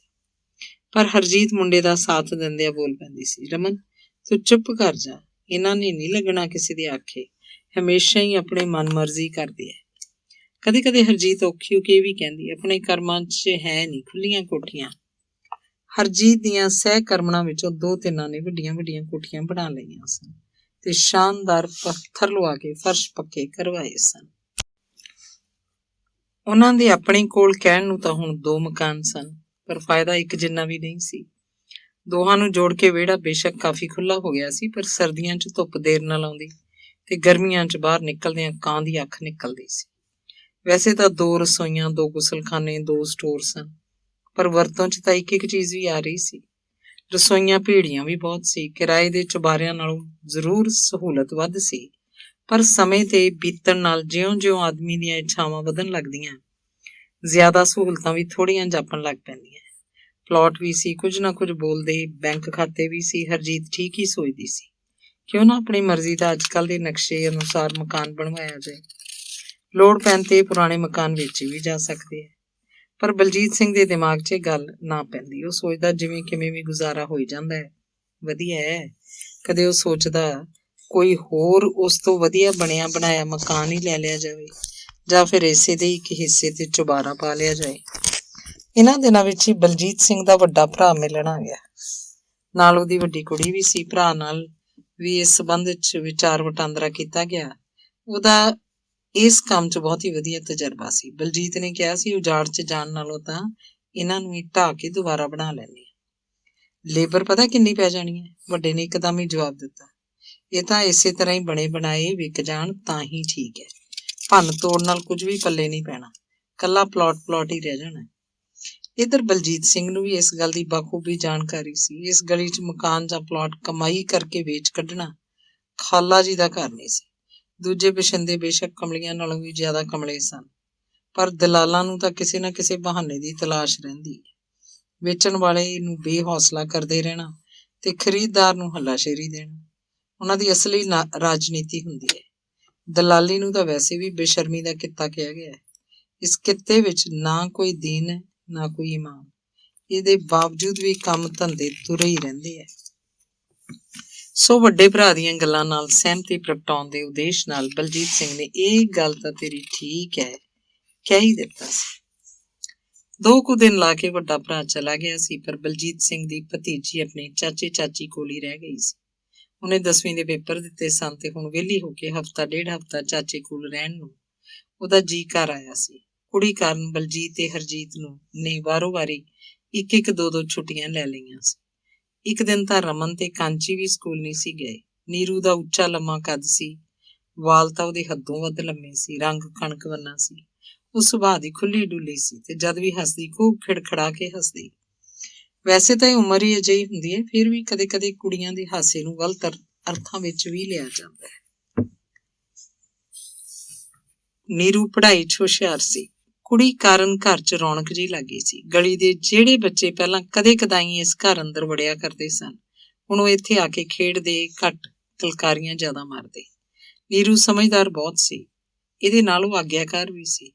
2-4 ਦਿਨਾਂ ਬਾਅਦ ਜਦ ਸਾਰੇ ਆਪੋ ਆਪਣੀਆਂ ਡਿਊਟੀਆਂ ਤੇ ਜਾਣ ਲੱਗ ਪਏ ਤਾਂ ਨੀਰੂ ਇਕੱਲੀ ਅੰਦਰੋਂ ਦਰਵਾਜ਼ਾ ਬੰਦ ਕਰਕੇ ਜਾਂ ਤਾਂ ਕਿਸੇ ਕੰਮਕਾਰ ਲੱਗੀ ਰਹਿੰਦੀ ਜਾਂ ਕੋਈ ਕਿਤਾਬ ਪੜ੍ਹ ਲੈਂਦੀ, ਥੋੜਾ ਬਹੁਤ ਟੈਲੀਵਿਜ਼ਨ ਵੀ ਦੇਖ ਲੈਂਦੀ।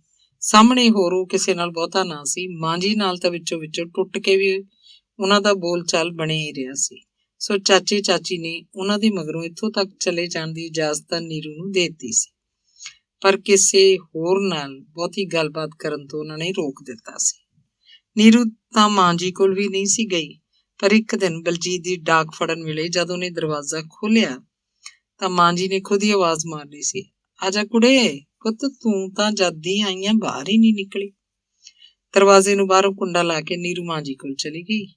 ਘਰ 'ਚ ਦਾਦਾ ਦਾਦੀ ਹੈ ਸਨ, ਸੋ ਨੀਰੂ ਬਜ਼ੁਰਗਾਂ ਨਾਲ ਬਜ਼ੁਰਗਾਂ ਵਰਗੀਆਂ ਗੱਲਾਂ ਕਰ ਲੈਂਦੀ ਸੀ। ਮਾਂ ਜੀ ਵੀ ਨਿੱਕੀਆਂ ਨਿੱਕੀਆਂ ਗੱਲਾਂ ਛੇੜ ਬੈਠੀ ਤੇ ਨੀਰੂ ਹੱਸ ਹੱਸ ਕੇ ਜਵਾਬ ਸਵਾਲ ਕਰਦੀ ਰਹੀ। ਸ਼ਾਮ ਨੂੰ ਚਾਚੇ ਚਾਚੀ ਨਾਲ ਵੀ ਉਹਨੇ ਸਾਰੀਆਂ ਗੱਲਾਂ ਸਾਂਝੀਆਂ ਕਰਤੀਆਂ। ਉਹ ਵੀ ਇਸ ਗੱਲੋਂ ਖੁਸ਼ ਸੀ ਕਿ ਚਲੋ ਕੁੜੀ ਦਾ ਜੀ ਤਾਂ ਲੱਗਿਆ ਹੋਇਆ। ਹਫ਼ਤੇ ਕੁ ਬਾਅਦ ਉਹਨੇ ਕਿਸੇ ਕੰਮ ਫਰੀਦਕੋਟ ਜਾਣਾ ਸੀ। ਉਹਦਾ ਇਰਾਦਾ ਸੀ ਉਸ ਸਮੇਂ ਹੀ ਉਹ ਨੀਰੂ ਨੂੰ ਵੀ ਛੱਡ ਆਏਗਾ, ਨਹੀਂ ਤਾਂ ਬੱਚੇ ਜੇ ਜੀ ਨਾ ਲਾਉਣ ਤਾਂ ਦੂਜੇ ਇੱਕ ਦਿਨ ਹੀ ਪਰੇਸ਼ਾਨ ਕਰਕੇ ਰੱਖ ਦਿੰਦੇ ਆ। ਪਰ 2 ਕੁ ਦਿਨਾਂ ਬਾਅਦ ਬਲਜੀਤ ਤੇ ਹਰਜੀਤ ਆਪੋ ਆਪਣੇ ਸਕੂਲਾਂ ਤੋਂ ਵਾਪਸ ਆਏ ਸਨ ਤਾਂ ਨੀਰੂ ਜਦ ਚਾਹ ਬਣਾ ਕੇ ਲਿਆਈ ਤਾਂ ਟਰੇ 'ਚ ਤੀਜਾ ਕੱਪ ਨਾ ਦੇਖ ਕੇ ਹਰਜੀਤ ਨੇ ਪੁੱਛਿਆ, ਨੀਰੂ ਤੇਰੀ ਚਾਹ? ਮੈਂ ਤਾਂ ਨਹੀਂ ਪੀਣੀ। ਕਿਉਂ, ਪੀ ਲਈ ਸੀ? ਹਰਜੀਤ ਜਾਣਦੀ ਸੀ ਉਹ ਸ਼ਾਮ ਦੀ ਚਾਹ ਉਹਨਾਂ ਦੇ ਨਾਲ ਹੀ ਪੀਂਦੀ ਸੀ। ਨਹੀਂ, ਤੇ ਨੀਰੂ ਫੁੱਟ ਕੇ ਰੋਣ ਲੱਗ ਪਈ। ਰਮਨ ਤੇ ਕਾਂਚੀ ਵੀ ਸਕੂਲ ਤੋਂ ਆਏ ਹੋਏ ਸੀ, ਉਹ ਵੀ ਨੇੜੇ ਆ ਗਏ। ਸਾਰਿਆਂ ਦੇ ਬਾਰ-ਬਾਰ ਪੁੱਛਣ ਦੇ ਬਾਵਜੂਦ ਵੀ ਨੀਰੂ ਨੇ ਕਿੰਨਾ ਚਿਰ ਕੁਝ ਵੀ ਨਹੀਂ ਸੀ ਦੱਸਿਆ, ਬਸ ਡੁਸਕਦੀ ਰਹੀ ਸੀ। ਅੰਗ 51ਵਾਂ। ਮਾਸਟਰ ਬਲਜੀਤ ਸਿੰਘ ਅੱਗ ਬਗੋਲਾ ਹੋ ਉੱਠਿਆ ਸੀ। ਗੱਲ ਹੀ ਕੁਝ ਇਸ ਤਰ੍ਹਾਂ ਦੀ ਸੀ। ਥੋੜੀ ਦੇਰ ਬਾਅਦ ਨੀਰੂ ਨੇ ਅੱਖਾਂ ਪੂੰਝ ਲਈਆਂ। ਸੰਤੁਲਿਤ ਹੋ ਕੇ ਉਹਨੇ ਸਾਰੀ ਘਟਨਾ ਆਪਣੀ ਚਾਚੀ ਹਰਜੀਤ ਨੂੰ ਦੱਸਦੀ। ਧਰਮੋਂ ਨੇ ਗੁਨਾਹ ਵਰਗੀ ਗੱਲ ਕੀਤੀ ਸੀ। ਨੀਰੂ ਨੂੰ ਮੱਲੋ ਮੱਲੀ ਆਪਣੇ ਕੋਲ ਉਹਨੇ ਬੁਲਾ ਲਿਆ ਸੀ ਤੇ ਉਹਨੂੰ ਸਿਰਫ ਟੋਹਣ ਦੀ ਕੋਸ਼ਿਸ਼ ਹੀ ਨਹੀਂ ਸੀ ਕੀਤੀ, ਸਗੋਂ ਉਹਦੇ ਮੁੰਡੇ ਨੇ ਕੁਝ ਬਕਵਾਸ ਵੀ ਕਰਦੀ ਸੀ। ਕੁਝ ਪਲ ਤਾਂ ਨੀਰੂ ਧਰਮੋਂ ਦੇ ਚਿਹਰੇ ਵਿਚਲੇ ਚਿਹਰੇ ਨੂੰ ਸਮਝ ਹੀ ਨਹੀਂ ਸੀ ਸਕੀ ਤੇ ਮੁਸਕਰਾਉਂਦੀ ਤੇ ਹੱਸਦੀ ਰਹੀ ਸੀ, ਪਰ ਬਾਅਦ ਚ ਉਹਦੀਆਂ ਗੱਲਾਂ ਤੋਂ ਉਹਨੂੰ ਖਿਝ ਹੀ ਆਉਣ ਲੱਗ ਪਈ ਤੇ ਰੋਣ ਹਾਕੀ ਹੋ ਗਈ। ਕਿਤੇ ਧਰਮੋਂ ਨੂੰ ਭੋਰਾ ਵੀ ਸ਼ਰਮ ਨਹੀਂ ਸੀ ਆਈ, ਸਗੋਂ ਖੁਸ਼ ਹੋਈ ਸੀ। ਹਰਜੀਤ ਬਾਰੇ ਵੀ ਉਹ ਕਾਫੀ ਵੱਧ ਘੱਟ ਬੋਲਦੀ ਰਹੀ ਸੀ। ਨੀਰੂ ਨੇ ਕੁਝ ਅਜਿਹੀਆਂ ਗੱਲਾਂ ਦੱਸੀਆਂ ਸੀ ਜਿਹੜੀਆਂ ਇੱਜ਼ਤਦਾਰ ਬੰਦਿਆਂ ਲਈ ਸੁਣਨੀਆਂ ਵੀ ਕਠਿਨ ਹੁੰਦੀਆਂ। ਸ਼ਾਮ ਹੋ ਚਲੀ ਸੀ। ਹਰਜੀਤ ਦੇ ਰੋਕਣ ਦੇ ਬਾਵਜੂਦ ਬਲਜੀਤ ਬਾਹਰ ਨਿਕਲ ਕੇ ਧਰਮੋਂ ਨੂੰ ਉਲਾਂਭਾ ਦੇਣ ਜਾ ਪਹੁੰਚਿਆ। ਹਰਜੀਤ ਨੇ ਅਜਿਹਾ ਕਰਨ ਤੋਂ ਨਾ ਕਰਤੀ ਸੀ। ਮੈਂ ਤਾਂ ਨਹੀਂ ਲੱਗਦੀ ਇਸ ਕੁੱਤੀ ਦੇ ਮੱਥੇ।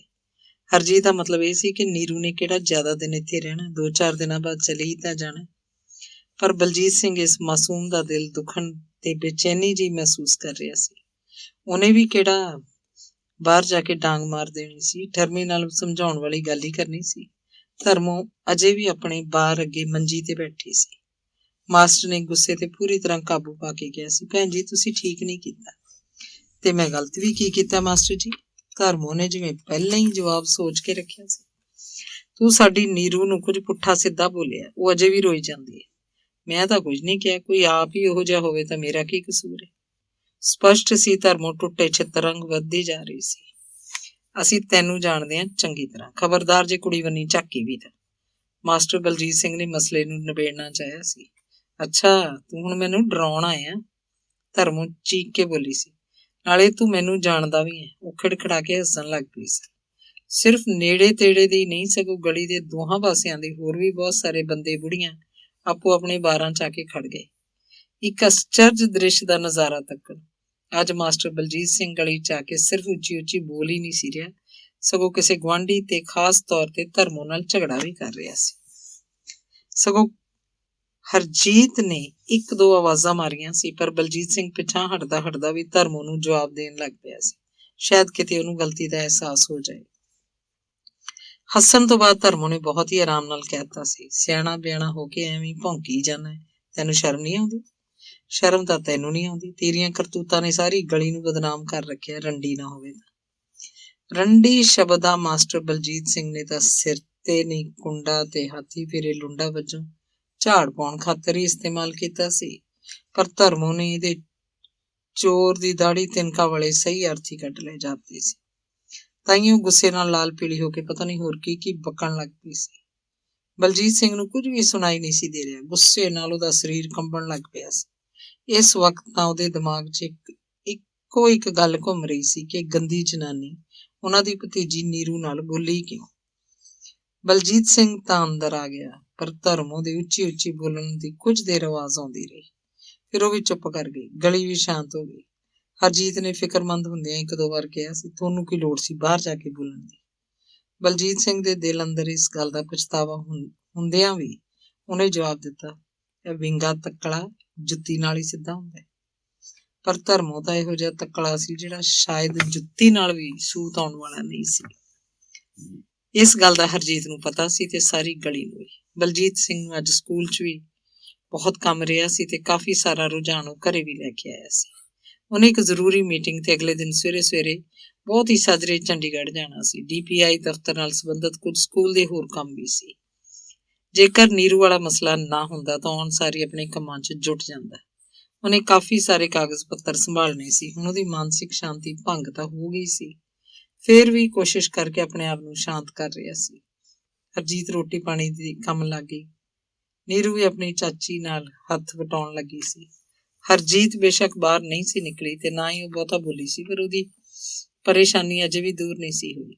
ਉਹਦੇ ਹੱਥੋਂ ਚੀਜ਼ਾਂ ਨਿਕਲ ਕੇ ਹੇਠਾਂ ਫਰਸ਼ ਤੇ ਡਿੱਗ ਰਹੀਆਂ ਸਨ। ਨੀਰੂ ਵੀ ਪਹਿਲਾਂ ਵਾਂਗ ਹੱਸ ਨਹੀਂ ਸੀ ਰਹੀ, ਸਗੋਂ ਚੁੱਪਚਾਪ ਕੰਮ ਕਰੀ ਜਾ ਰਹੀ ਸੀ। ਰਮਨ ਹੋਰਾਂ TV ਨਹੀਂ ਸੀ ਲਾਇਆ, ਉਹ ਸਕੂਲ ਦਾ ਕੰਮ ਵੀ ਨਹੀਂ ਸੀ ਕਰ ਰਹੇ। ਬਲਜੀਤ ਸਿੰਘ ਨੇ ਸਕੂਲ ਵਾਲੇ ਕੱਪੜੇ ਉਤਾਰ ਕੇ ਕਿੱਲੀਆਂ ਤੇ ਟੰਗ ਦਿੱਤੇ ਤੇ ਇੱਕ ਆਮ ਜਿਹਾ ਕਮੀਜ਼ ਪਜਾਮਾ ਪਹਿਨ ਲਿਆ। ਸਿਰ ਤੇ ਵੀ ਉਹਨੇ ਰੋਜ਼ ਵਾਂਗ ਇੱਕ ਘਸਮੈਲਾ ਜਿਹਾ ਮੂਕਾ ਵਲੇਟ ਲਿਆ ਸੀ। ਰਮਨ ਆਪਣੇ ਪਾਪਾ ਨੂੰ ਇਸ ਤਰ੍ਹਾਂ ਦੇਸੀ ਬਣ ਕੇ ਰਹਿਣ ਤੋਂ ਅੱਜ ਕੱਲ੍ਹ ਰੋਕਣ ਟੋਕਣ ਲੱਗ ਪਿਆ ਸੀ, ਪਰ ਬਲਜੀਤ ਦਾ ਪੇਂਡੂ ਪਿਛੋਕੜ ਹੋਣ ਕਰਕੇ ਉਹਨੂੰ ਇਸ ਤਰ੍ਹਾਂ ਦਾ ਪਹਿਰਾਵਾ ਚੰਗਾ ਲੱਗਦਾ ਸੀ। ਨਾਲੇ ਇਸ ਤਰ੍ਹਾਂ ਆਰਾਮ ਨਾਲ ਬੈਠਿਆ ਉੱਠਿਆ ਵੀ ਜਾ ਸਕਦਾ ਸੀ। ਬਲਜੀਤ ਸਿੰਘ ਮਸਤ ਹੋ ਕੇ ਆਪਣੇ ਕੰਮ ਕਰੀ ਜਾ ਰਿਹਾ ਸੀ ਤੇ ਕੋਈ ਨਾ ਕੋਈ ਗੱਲ ਕਰਕੇ ਰਮਨ ਤੇ ਕਾਂਚੀ ਨੂੰ ਹਸਾ ਵੀ ਰਿਹਾ ਸੀ। 8:30 ਦਾ ਵਕਤ ਸੀ। ਅਚਾਨਕ ਬਾਹਰਲੇ ਦਰਵਾਜ਼ੇ ਦੀ ਬੈਲ ਹੋਈ। ਬਲਜੀਤ ਸਿੰਘ ਨੇ ਆਪ ਜਾ ਕੇ ਦਰਵਾਜ਼ਾ ਖੋਲ੍ਹਿਆ।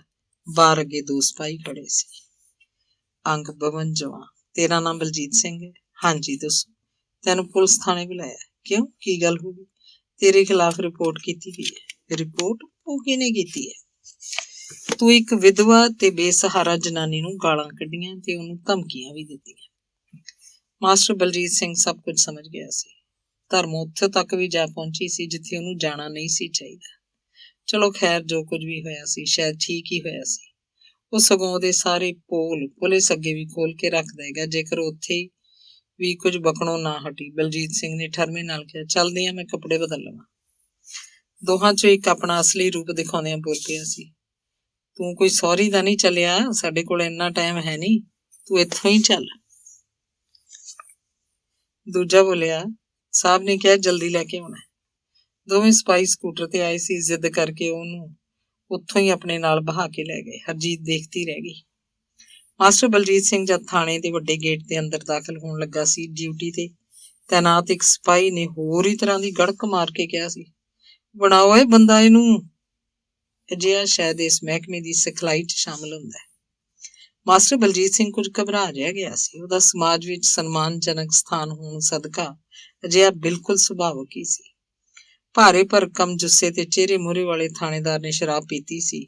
ਉਹਨੇ ਬਲਜੀਤ ਸਿੰਘ ਤੋਂ ਬਗੈਰ ਕੋਈ ਪੂਰਵ ਪੁੱਛ-ਗਿੱਛ ਕੀਤਿਆਂ ਉਹਦੇ ਕਮੀਜ਼ ਦੇ ਗਲਮੇ 'ਚ ਹੱਥ ਪਾ ਕੇ ਆਪਣੀ ਵੱਲ ਖਿੱਚ ਕੇ ਝਟਕਾ ਜਿਹਾ ਮਾਰਤਾ ਤੇ ਗਰਜ ਕੇ ਗਾਲ ਕੱਢਦੇ ਗਿਆ ਸੀ, ਤੈਨੂੰ ਸ਼ਰਮ ਨਹੀਂ ਆਈ ਓਏ? ਉਹ ਵਿਚਾਰੀ ਬੁੜੀ ਨਾਲ ਪੰਗੇ ਲੈਂਦੇ ਆ।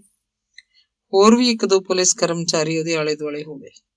ਬਲਜੀਤ ਸਿੰਘ ਦੀਆਂ ਅੱਖਾਂ ਅੱਗੇ ਹਨੇਰਾ ਹੋ ਗਿਆ ਸੀ। ਉਹਨੂੰ ਆਪਣੇ ਆਲੇ ਦੁਆਲੇ ਭੀੜ ਹੀ ਭੀੜ ਨਜ਼ਰ ਆਉਣ ਲੱਗ ਪਈ, ਪਰ ਇਸ ਭੀੜ 'ਚ ਕਿਸੇ ਦੀ ਵੀ ਸ਼ਕਲ ਸਪਸ਼ਟ ਨਹੀਂ ਸੀ ਦਿਖਾਈ ਦੇ ਰਹੀ, ਜਿਵੇਂ ਧੁੰਦਲੇ ਪੱਥਰ ਜਿਹੇ ਹੋਣ ਤੇ ਵਾਰੋ-ਵਾਰੀ ਉਹਦੇ ਸਿਰ ਤੇ ਵੱਜਣੇ ਸ਼ੁਰੂ ਹੋ ਗਏ। ਕੁਝ ਪਲਾਂ ਬਾਅਦ ਜਦੋਂ ਕੁਝ ਸੰਭਲ ਗਿਆ ਤਾਂ ਉਹਦੀ ਖੱਬੇ ਹੱਥ ਪਾਸੇ ਜੇ ਨਜ਼ਰ ਪਈ ਸੀ। ਧਰਮੋਂ ਚੌੜੀ ਹੋ ਕੇ ਕੁਰਸੀ ਤੇ ਚੜੀ ਬੈਠੀ ਸੀ ਤੇ ਬਲਜੀਤ ਸਿੰਘ ਵੱਲ ਦੇਖ-ਦੇਖ ਕੇ ਮੁਸਕਰਾ ਰਹੀ ਸੀ। ਇੰਨੇ ਨੂੰ ਟੈਲੀਫੋਨ ਦੀ ਘੰਟੀ ਵੱਜ ਪਈ ਸੀ। ਫੋਨ ਤੇਜ਼ੀ ਨਾਲ ਇੱਕ ਸਿਪਾਹੀ ਨੇ ਚੁੱਕਿਆ। ਰਿਸੀਵਰ ਦੇ ਅੱਗੇ ਹੱਥ ਰੱਖ ਕੇ ਉਹਨੇ ਥਾਣੇਦਾਰ ਨੂੰ ਬਹੁਤ ਹੀ ਆਦਰ ਨਾਲ ਕਿਹਾ ਸੀ, ਜਨਾਬ ਤੁਹਾਡਾ ਫੋਨ ਹੈ ਜੀ। ਥਾਣੇਦਾਰ ਕਿੰਨਾ ਹੀ ਚਿਰ ਠੀਕ ਹੈ ਕਹਿੰਦਾ ਰਿਹਾ ਸੀ ਤੇ ਬਾਅਦ 'ਚ ਤੁਸੀਂ ਜੀ, ਬਿਲਕੁਲ ਫਿਕਰ ਨਾ ਕਰੋ ਕਹਿ ਕੇ ਫੋਨ ਰੱਖ ਦਿੱਤਾ। ਥਾਣੇਦਾਰ ਨੇ ਬਲਜੀਤ ਸਿੰਘ ਦੇ ਨੇੜੇ ਆ ਕੇ ਧੀਮੀ ਜਿਹੀ ਆਵਾਜ਼ 'ਚ ਕਿਹਾ ਸੀ, ਮਾਸਟਰ ਜੀ ਜ਼ਰਾ ਇੱਧਰ ਆਇਓ। ਬਲਜੀਤ ਚੁੱਪਚਾਪ ਉਹਦੇ ਮਗਰ ਤੁਰਿਆ ਚਲਾ ਗਿਆ ਸੀ, ਪਰ ਉਹ ਹੈਰਾਨ ਸੀ ਕਿ ਫੋਨ ਤੋਂ ਬਾਅਦ ਉਸ 'ਚ ਇੰਨੀ ਤਬਦੀਲੀ ਕਿਵੇਂ ਆ ਗਈ ਸੀ। ਉਹਨੂੰ ਉਹਦੇ ਮਾਸਟਰ ਜੀ ਹੋਣ ਦਾ ਪਤਾ ਵੀ ਚੱਲ ਗਿਆ ਸੀ। ਨਾਲ ਦੇ ਕਮਰੇ 'ਚ ਬਲਜੀਤ ਸਿੰਘ ਦੇ ਅੱਗੇ ਖੜ ਕੇ ਥਾਣੇਦਾਰ ਨੇ ਹੱਥ ਜੋੜਦਿਆਂ ਕਿਹਾ, ਜੀ ਮਾਸਟਰ ਜੀ ਮੈਨੂੰ ਮਾਫ਼ ਕਰ ਦਿਓ, ਮੇਰੇ ਤੋਂ ਗਲਤੀ ਹੋ ਗਈ। ਬਲਜੀਤ ਕੁਝ ਨਹੀਂ ਸੀ ਬੋਲਿਆ, ਪਰ ਥਾਣੇਦਾਰ ਨੇ ਅੱਗੇ ਕਿਹਾ ਸੀ, ਮੈਨੂੰ ਤੁਹਾਡੀ ਯੋਗਤਾ ਤੇ ਅਹੁਦੇ ਦਾ ਪਤਾ ਨਹੀਂ ਸੀ। ਥਾਣੇਦਾਰ ਨੂੰ ਸੱਚਮੁੱਚ ਹੀ ਮਹਿਸੂਸ ਹੋ ਗਿਆ ਸੀ ਕਿ ਉਹਨੂੰ ਇੰਨੀ ਕਾਹਲੀ ਨਹੀਂ ਸੀ ਕਰਨੀ ਚਾਹੀਦੀ। ਮੇਰੀ ਤਾਂ ਆਪਣੀ ਨੂੰਹ ਵੀ ਤੁਹਾਡੇ ਵਾਲੇ ਮਹਿਕਮੇ 'ਚ ਹੀ ਹੈ, ਇੱਥੇ ਹੀ ਨੇੜੇ ਮਾਣੂਕੇ ਟੀਚਰ ਲੱਗੀ ਹੈ। ਸਰ ਉਹ ਤਾਂ ਠੀਕ ਹੈ, ਬਲਜੀਤ ਸਿੰਘ ਨੇ ਇੰਨਾ ਕੁ ਕਹਿਣਾ ਜਾਇਜ਼ ਸਮਝਿਆ ਸੀ, ਪਰ ਪਹਿਲਾਂ ਮੇਰੀ ਗੱਲ ਤਾਂ ਸੁਣ ਲੈਂਦੇ। ਬਸ ਦੋਸਤ, ਮੈਨੂੰ ਮਾਫ਼ ਕਰ ਦੇ। ਉਹਨੇ ਬਲਜੀਤ ਦਾ ਮੋਢਾ ਥਪਥਪਾ ਦਿੱਤਾ ਸੀ। ਇੰਨੀ ਦੇਰ ਨੂੰ ਪਾਲ ਸਿੰਘ 1-2 ਹੋਰ ਆਦਮੀਆਂ ਨੂੰ ਨਾਲ ਲੈ ਕੇ ਥਾਣੇ ਪਹੁੰਚ ਵੀ ਗਿਆ ਸੀ। ਫੋਨ ਬਲਜੀਤ ਦੇ ਗੁਆਂਢੀ ਮਿੱਤਰ ਵਕੀਲ ਨੇ ਹਰਜੀਤ ਦੇ ਕਹਿਣ ਤੇ ਹੀ ਕੀਤਾ ਸੀ। ਥਾਣੇਦਾਰ ਨਾਲ ਉਹਦੀ ਜਾਣ ਪਛਾਣ ਵੀ ਸੀ। ਉਸੇ ਨੇ ਮਾਸਟਰ ਬਾਰੇ ਸਾਰੀਆਂ ਗੱਲਾਂ ਦੱਸੀਆਂ ਸੀ ਤੇ ਕੁਝ ਹੱਦ ਤੱਕ ਅਸਲੀਅਤ ਤੋਂ ਵੀ ਜਾਣੂ ਕਰਵਾਤਾ ਸੀ। ਹਰਜੀਤ ਕੋਲ ਗਲੀ ਮਹੱਲੇ ਦੀਆਂ ਜਨਾਨੀਆਂ ਆ ਜਾ ਰਹੀਆਂ ਸਨ। ਤਿੰਨੇ ਕਮਲੀਆਂ ਵੀ ਉਸੇ ਵੇਲੇ ਆ ਗਈਆਂ। ਵੱਡੀਆਂ ਤਾਂ ਚਲੀਆਂ ਗਈਆਂ, ਪਰ ਨੀਨਾ ਅਜੇ ਵੀ ਬੈਠੀ ਸੀ। ਪਤੀ ਦੇ ਵਾਪਸ ਆਉਣ ਤੇ ਹਰਜੀਤ ਉੱਚੀ-ਉੱਚੀ ਰੋਣ ਲੱਗ ਪਈ ਸੀ। ਰਮਨ ਤੇ ਕਾਂਚੀ ਵੀ ਘਬਰਾਏ ਸੀ। ਬੱਚੇ ਜਵਾਨੀ ਦੀ ਦਹਿਲੀਜ਼ ਤੇ ਕਦਮ ਰੱਖ ਰਹੇ ਹੋਣ ਤੇ ਉਹਨਾਂ ਦੇ ਪਾਪਾ ਨੂੰ ਇਸ ਤਰ੍ਹਾਂ ਦੀ ਨਮੋਸ਼ੀ ਦਾ ਸਾਹਮਣਾ ਕਰਨਾ ਪਏ, ਸੱਚਮੁੱਚ ਹੀ ਅਤਿਅੰਤ ਸ਼ਰਮਨਾਕ ਗੱਲ ਸੀ। ਨੀਰੂ ਆਪਣੀ ਚਾਚੀ ਨੂੰ ਚੁੱਪ ਕਰਵਾਉਂਦੀ ਖੁਦ ਵੀ ਰੋਣ ਲੱਗ ਪਈ ਸੀ। ਮੇਰੇ ਆਉਣ ਤੇ ਹੀ ਸਭ ਕੁਝ ਹੋਇਆ, ਉਹਨੂੰ ਪਛਤਾਵਾ ਲੱਗਾ ਹੋਇਆ ਸੀ, ਪਰ ਬਲਜੀਤ ਸਿੰਘ ਪੂਰੇ ਹੌਸਲੇ 'ਚ ਸੀ। ਉਹਨੇ ਆਪਣਾ ਸਿਰ ਨੀਵਾਂ ਹੋ ਗਿਆ ਸਵੀਕਾਰ ਨਹੀਂ ਸੀ ਕੀਤਾ, ਕਿਉਂਕਿ ਕਸੂਰਵਾਰ ਨਹੀਂ ਸੀ। ਉਹਨੇ ਤਾਂ ਸਗੋਂ ਥਾਣੇਦਾਰ ਦੀਆਂ ਦਿਲਚਸਪ ਗੱਲਾਂ ਸੁਣਾ ਕੇ ਸਾਰਿਆਂ ਨੂੰ ਪਹਿਲਾਂ ਵਾਲੀ ਸਥਿਤੀ 'ਚ ਹੀ ਲੈ ਆਉਂਦਾ ਸੀ। ਦਿਲ ਦੀ ਡੂੰਘਾਈ 'ਚ ਬੇਸ਼ੱਕ ਕਿਤੇ ਬੇਚੈਨੀ ਵੀ ਸੀ, ਪਰ ਉਹ ਰੋਟੀ ਖਾ ਲੈਣ ਤੋਂ ਬਾਅਦ ਸਵੇਰ ਦੇ ਸਫ਼ਰ ਦੀ ਤਿਆਰੀ ਦਾ ਸਮਾਨ ਤਿਆਰ ਕਰਦਾ ਰਿਹਾ ਸੀ। ਉਹਦੀ ਯੋਜਨਾ ਤਾਂ ਇਹ ਸੀ ਕਿ ਰਾਤ ਤੱਕ ਵਾਪਸ ਵੀ ਆ ਜਾਏਗਾ, ਪਰ ਜੇਕਰ ਕੋਈ ਦਿੱਕਤ ਹੋਈ ਤਾਂ ਇਹ 1 ਅੱਧੀ ਰਾਤ ਰਹਿ ਵੀ ਸਕਦਾ। ਇਸ ਤਰ੍ਹਾਂ ਉਸੇ ਹਿਸਾਬ ਨਾਲ ਹੀ ਤਿਆਰੀ ਕਰ ਰਿਹਾ ਸੀ। ਉੱਥੋਂ ਵਾਪਸ ਆ ਕੇ ਉਹ ਨੀਰੂ ਨੂੰ ਫਰੀਦਕੋਟ ਛੱਡ ਆਏਗਾ। ਟਾਈਮ ਪੀਸ ਤੇ ਉਹਨੇ ਸਵੇਰ ਦੇ 4 ਵਜੇ ਦਾ ਅਲਾਰਮ ਵੀ ਲਾ ਦਿੱਤਾ। ਅੰਗ 53। 2 ਮੰਜ਼ਲੀ ਕੋਠੀ ਅੱਖ ਦੇ ਫੋਰਚੀ ਬਣ ਕੇ ਤਿਆਰ ਨਹੀਂ ਸੀ ਹੋ ਗਈ। 6 ਮਹੀਨੇ ਤਾਂ ਇਹਦੇ ਸ਼ੁਰੂ ਕਰਨ ਤੋਂ ਪਹਿਲਾਂ ਹੀ ਲੱਗ ਗਏ ਸੀ। ਇਹਦੇ ਪਿੱਛੇ ਇੱਕ ਕਾਰਨ ਵੀ ਸੀ ਕਿ ਜਿਸ ਤੋਂ ਮਾਸਟਰ ਬਲਜੀਤ ਸਿੰਘ ਨੂੰ ਪ੍ਰੇਰਨਾ ਮਿਲੀ ਸੀ। ਪ੍ਰੋਫੈਸਰ ਸਿੱਧੂ ਨੇ ਸਿਰਫ ਪਲਾਟ ਹੀ ਨਹੀਂ ਸੀ ਖਰੀਦ ਲਿਆ, ਸਗੋਂ ਆਧੁਨਿਕ ਢੰਗ ਦਾ ਨਕਸ਼ਾ ਤਿਆਰ ਕਰਵਾ ਕੇ ਨੀਹਾਂ ਭਰਵਾ ਲਈਆਂ ਸੀ ਤੇ ਹੁਣ ਭਰਤ ਵੀ ਪੈ ਗਈ ਸੀ। ਪਿਛਲੇ ਕਾਫੀ ਸਮੇਂ ਤੋਂ ਬਲਜੀਤ ਸਿੰਘ ਕੋਲ ਆਇਆ ਸੀ ਤੇ ਨਾ ਹੀ ਉਹ ਕਿਸੇ ਸਾਹਿਤਿਕ ਜਾਂ ਸੱਭਿਆਚਾਰਕ ਸਰਗਰਮੀ 'ਚ ਭਾਗ ਲੈ ਸਕਿਆ ਸੀ। ਉਹ ਇਸੇ ਘਰੇਲੂ ਕੰਮ 'ਚ ਹੀ ਜੁਟਿਆ ਰਿਹਾ। ਇੱਧਰ ਗਲੀ ਨੰਬਰ 4 ਤਾਂ ਹੁਣ ਤਮਾਸ਼ਾ ਹੀ ਬਣ ਚੁੱਕੀ ਸੀ। ਉਧਰ ਆਲੇ ਦੁਆਲੇ ਮਕਾਨ ਬਣ ਜਾਣ ਕਾਰਨ ਪਲਾਟ ਵੀ ਤਾਂ ਥਾਂ ਸਿਰ ਹੋ ਗਿਆ ਸੀ। ਮਕਾਨ ਬਣਾਉਣਾ ਕੋਈ ਸੌਖਾ ਕੰਮ ਨਹੀਂ ਸੀ, ਪਰ ਹਰਜੀਤ ਨੇ ਪੂਰੀ ਹੱਲਾਸ਼ੇਰੀ ਦੇ ਦਿੱਤੀ। ਕੁਝ ਰੁਪਏ ਬੱਚਤ ਖਾਤੇ 'ਚ ਸਨ, ਉਸ ਨਾਲ ਸ਼ੁਰੂਆਤ ਹੋ ਜਾਏਗੀ। 2 ਥਾਵਾਂ ਤੇ ਉਹਨਾਂ ਦੀਆਂ ਕਮੇਟੀਆਂ ਚੱਲਦੀਆਂ ਸੀ, ਉਹ ਵੀ ਸਮੇਂ-ਸਮੇਂ ਤੇ ਚੱਕ ਲਈਆਂ ਜਾਣਗੀਆਂ। ਦੋਹਾਂ ਪਤੀ ਪਤਨੀ ਦਾ ਕਾਫੀ ਸਾਰਾ GPF ਫੰਡ ਜਮ੍ਹਾਂ ਹੋ ਚੁੱਕਾ ਸੀ, ਉਹ ਵੀ ਲੋੜ ਅਨੁਸਾਰ ਕਢਾਇਆ ਜਾ ਸਕਦਾ ਹੈ। ਬਲਬੀਰ ਕਾਲੋਨੀ ਵਾਲੇ ਮਕਾਨ ਦਾ ਤਾਂ ਇੱਕ ਹਿੱਸਾ ਵੇਚਣਾ ਹੀ ਸੀ। ਬੈਂਕ 'ਚੋਂ ਕਰਜ਼ਾ ਵੀ ਲਿਆ ਜਾਣਾ ਸੀ। ਨਕਸ਼ਾ ਨਵੀਸ ਨੇ ਪਲਾਟ ਮਿਲ ਲਿਆ ਸੀ ਤੇ ਘਰ ਆ ਕੇ ਕਾਫੀ ਲੰਮਾ ਸਮਾਂ ਕਮਰਿਆਂ ਦੀ ਗਿਣਤੀ, ਆਕਾਰ, ਰਸੋਈ ਦੀ ਬਣਤਰ ਆਦਿ ਬਾਰੇ ਪੁੱਛ-ਗਿੱਛ ਕੀਤੀ ਸੀ। ਹਰਜੀਤ ਨੇ ਜਿੱਥੇ ਰਸੋਈ ਪੂਰੀ ਖੁੱਲੀ ਹੋਵੇ ਦੀ ਮੰਗ ਰੱਖੀ ਸੀ, ਉੱਥੇ ਮਾਸਟਰ ਬਲਜੀਤ ਸਿੰਘ ਨੇ 1-2 ਕਮਰੇ ਉੱਪਰ ਵੀ ਹੋਣ ਦੀ ਆਪਣੀ ਇੱਛਾ ਜ਼ਾਹਿਰ ਕੀਤੀ ਸੀ। ਵੱਖਰਿਆਂ ਬੈਠ ਕੇ ਕੰਮ ਕਰਨ ਦੀ ਤਮੰਨਾ ਤਾਂ ਅਜੇ ਉਹਦੀ ਪੂਰੀ ਨਹੀਂ ਸੀ ਹੋ ਸਕੀ। ਉਹ ਹੁਣ ਆਪਣੀ ਰੀਝ ਪੂਰੀ ਕਰਨਾ ਚਾਹੁੰਦਾ ਸੀ। ਨਕਸ਼ਾ ਨਵੀਸ ਨੇ ਥੱਲੇ ਤੋਂ ਉੱਪਰ ਦੀ ਇਮਾਰਤ ਨੂੰ ਜੋੜ ਕੇ ਮੁਕੰਮਲ ਕਰ ਲੈਣ ਦਾ ਜਿੰਨਾ ਕੁ ਖਰਚੇ ਦਾ ਅੰਦਾਜ਼ਾ ਦੱਸਿਆ ਸੀ, ਉਸ ਨਾਲੋਂ ਸਾਰੀ ਜਮ੍ਹਾਂ ਰਾਸ਼ੀ ਬਣਦੀ ਤਾਂ ਕੁਝ ਘੱਟ ਸੀ, ਪਰ ਹੁਣ ਘਬਰਾਉਣ ਵਾਲੀ ਕੋਈ ਗੱਲ ਨਹੀਂ ਸੀ। ਫੈਸਲਾ ਹੋ ਚੁੱਕਾ ਸੀ, ਮਨ ਬਣ ਗਿਆ ਸੀ, ਹੱਲਾ ਵੀ ਬੋਲ ਹੀ ਦਿੱਤਾ ਜਾਣਾ ਸੀ। ਫਿਰ ਦਰਪੇਸ਼ ਮੁਸ਼ਕਲਾਂ ਦਾ ਲੇਖਾ ਜੋਖਾ ਵੀ ਨਹੀਂ ਸੀ। ਪਲਾਟ ਮੁੱਖ ਸੜਕ ਤੋਂ ਕਾਫੀ ਨੀਵਾਂ ਸੀ। 7.5 ਫੁੱਟ ਮਿੱਟੀ ਪੈਣੀ ਸੀ।